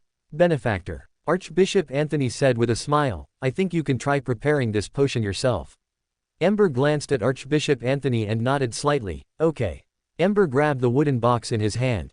The ring on his hand instantly bloomed with a faint blue illusory light, and his figure disappeared with it. This scene made Archbishop Anthony slightly stunned. It took him several seconds to react, and he gazed deeply at the spot where Ember had disappeared. It seems that Benefactor must possess a magical item made from the Traveler extraordinary characteristics. This means that Benefactor has likely already made contact with the Abraham family. At the same time, outside Earl Hall's family's luxurious villa, Ember's figure appeared silently by the wall outside the villa and followed the wall to the main entrance, conveying his wish to visit to the male servant at the door. The male servant clearly recognized Ember, dared not neglect him, and quickly entered the house. Before long, the butler came out from the living room to greet him, saying respectfully, "Viscount Black, Earl Hall and his family are having breakfast. Please follow me." "Thank you." Ember nodded slightly and followed the butler into the house. As soon as he reached the living room, he saw Audrey coming out from the direction of the dining room with Susie. The butler was slightly taken aback, immediately realized his job had been taken, and after showing a knowing, kind smile, turned and left the living room. "Come with me." Audrey's cheeks immediately flushed slightly under the servant's gazes. She whispered a word and then hurried upstairs. Ember shrugged and followed the young girl all the way to the small reception room upstairs, next door to Audrey's room. Susie also trotted in and closed the door with her leg. "Is something wrong?" The faint blush on Audrey's face disappeared, and she asked in a low voice. Ember was brief and to the point, directly stating the purpose of his visit. "I'd like to ask you to help me prepare a potion." Audrey blinked. After confirming that Ember wasn't joking, she nodded slightly. "Okay." Susie squatted on the floor, silently observing the two of them, wagging her tail while lost in thought. "Isn't preparing a potion very simple? You just need to mix the extraordinary materials with pure water. Audrey does it this way every time. It's the same no matter who does it. Why would he specifically come to Audrey for help with such a small matter? Could it be?" A look of sudden realization appeared on Susie's face, followed by a smile like someone shipping a couple. If a dog showed such an expression and someone saw it, they might be startled. "All right." While quickly and skillfully preparing the potion, Audrey asked with some curiosity, "Is this the Recorder's potion?" She knew Ember was already a Sequence 7 astrologer, which was why she asked. "No." Ember shook his head and said, "This is the witch's potion formula." "Huh, witch?" Audrey, who had just finished preparing the potion, trembled slightly and asked hesitantly, "If I remember correctly, this seems to be a potion that can turn men into women." Before she finished speaking, she saw a bone ash box with intricate patterns appear out of thin air in Ember's palm. That was the bone ash box of the Kurala sisters. Before Audrey could react, Ember had already poured the potion onto the bone ash. "Audrey," Ember suddenly asked, "do you have any spare clothes?" "Huh." Audrey was stunned for a while, somewhat doubting her ears. "Not for me." Ember shook his head. With a flip of his hand, a small summoning bell appeared in his palm, and accompanied by the crisp ringing sound, two small jellyfish appeared out of thin air. The next moment, the two small jellyfish floating in the air changed with a bang. From the original pinkish-white small jellyfish, they turned into two exquisite, fair-skinned, delicate little girls. It's just that they seemed, probably, possibly, maybe, apparently had no clothes. Yes, this was also the reason why Archbishop Anthony didn't prepare the potion directly. Audrey's eyes lit up, and she stared intently at the two little lawless flying in the air. Although she didn't speak, Susie, who had already been promoted to mind reader and was silently observing the two of them, read a piece of information from the young girl's face. "So cute. I really want to keep a pet like this." Susie's wagging tail suddenly stopped. Her expression gradually changed, the smile on her face froze and stopped, and her eyes were full of innocence and grievance. So love disappears, right? For more thrilling fanfiction stories like this, check out my channel Fanfic Audiobook. Dive into epic adventures, mysterious realms, and legendary journeys brought to life through immersive storytelling. Don't forget to like, share, and subscribe for more amazing audiobooks.